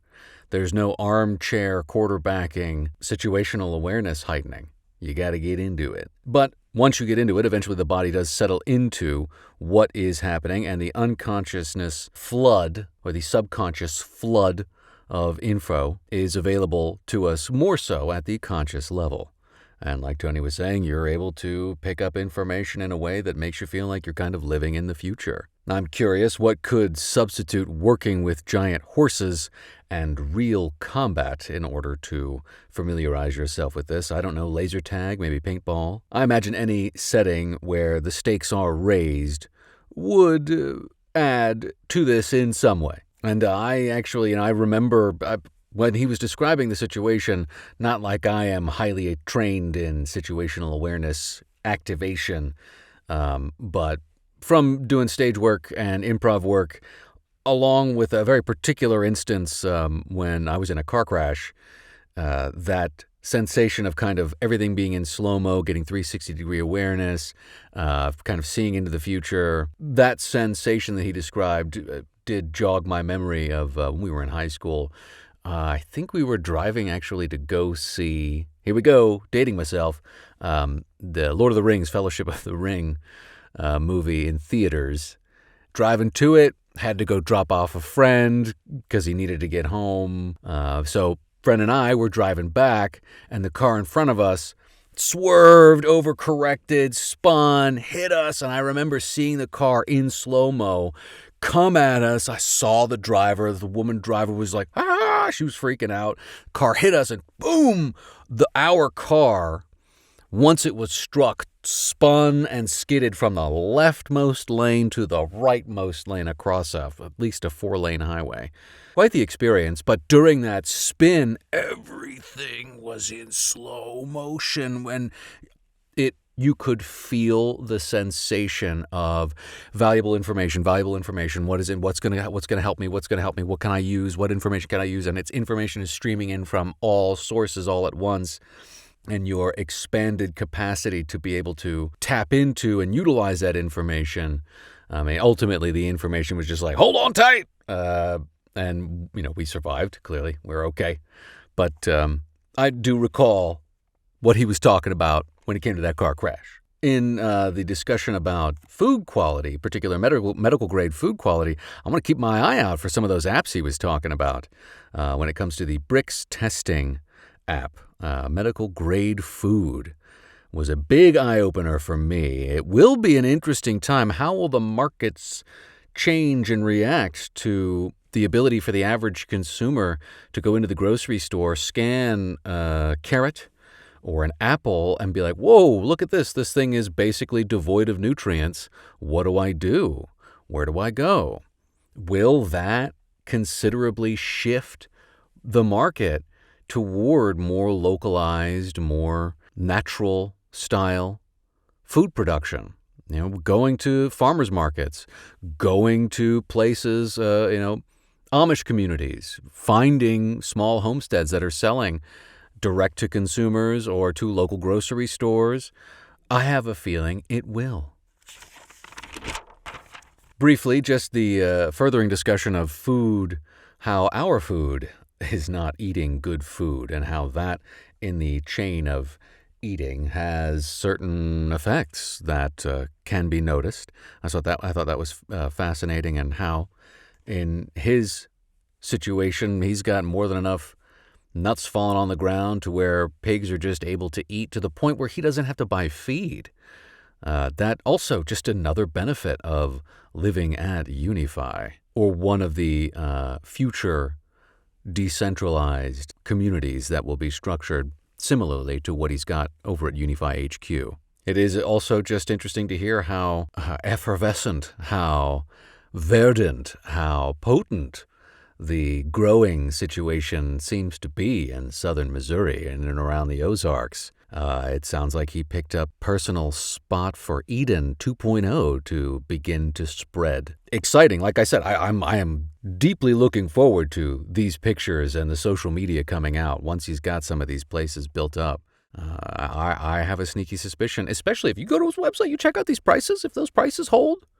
It's certainly, you think about, what was it, early 1800s, late 1800s, mid 1800s, before the Civil War, so early to mid 1800s, when people were streaming over from Europe, being like, sorry, nothing's good over here. There's a potato famine. We're peacing out. Time to far and away it over in the States. Let's see if we can strike out Oregon Trail style, get ourselves some land. I have a sneaky suspicion that a time in at least the United States history is coming upon us again, where a great shift away from the prescribed, planned, and managed lifestyles that have been rolled out for us in metropolitan areas and are no longer sufficing, are going to be potentially replaced in significant numbers by communities like Unify and ones like it.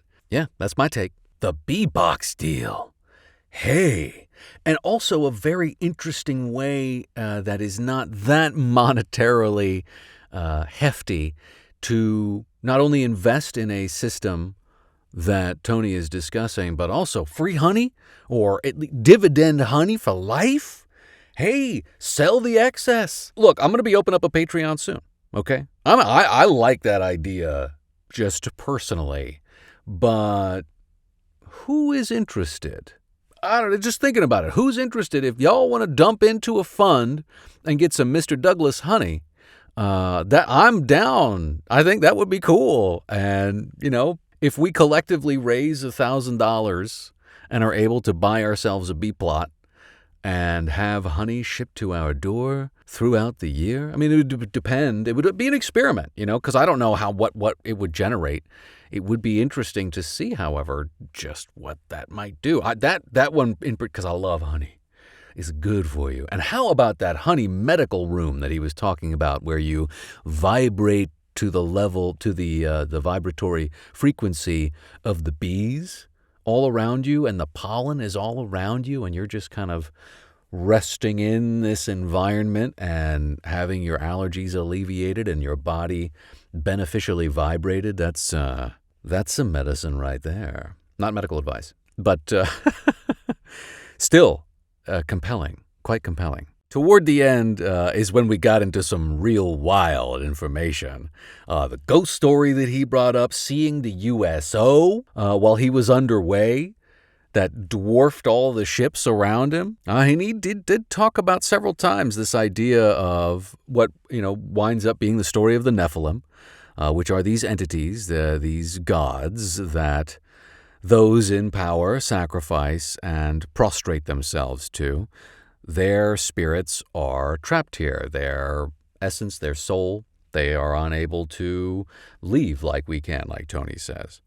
And blood sacrifices and rituals are for them. Do enough and you can summon the big bad. And he did bring up the Bob Dylan 60 Minutes interview, which I'll have linked below in the notes if you want to listen to it. It's just the excerpt's like 3 and some minutes, and I time-stamped it so that you can just get right to it. Dylan's face is interesting when he starts talking about that. I mean, he doesn't explicitly say God. He says the big chief and commander. Check it out. I would be interested to know what your take on that is. How English is a trick language. And his advice, was short and sweet. I appreciated it. Homesteading solo, you can become an easy target, and easy to be picked off. But ultimately, everything is already here that you need to succeed and to thrive. It's already here. A lot of our problems are self-generated. We get in our own way. It's our mind frame. Tony said it's how you're looking at it and how you're dealing with it, how you're approaching the issue. Also, shitty food. I thought that was like, oh, yeah, that makes a lot of sense. Bad food kicks you back to your reptile brain and gets you stuck in the 3 Fs, as Tony said. Feeding, fighting, and, bad gut bacteria, bad everything else. And it comes down to choices. Make better choices because they compound, like in permaculture. Well, thank you, everybody, for hanging.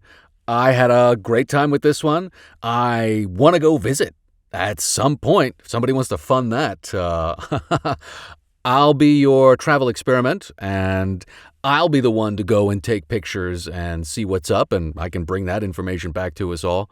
That'd be pretty cool. So if somebody wants to donate to a Travel Mr. Douglas fund to go to Unify HQ in southern Missouri, let's go. Let's do it. But this was cool. And I look forward to seeing this thing mature in ways that we can look at with our own 2 eyes and go, yes, please, and more. Because it very well could be, again, the American Dream 2.0. All right, I'll catch you on the next one. Peace.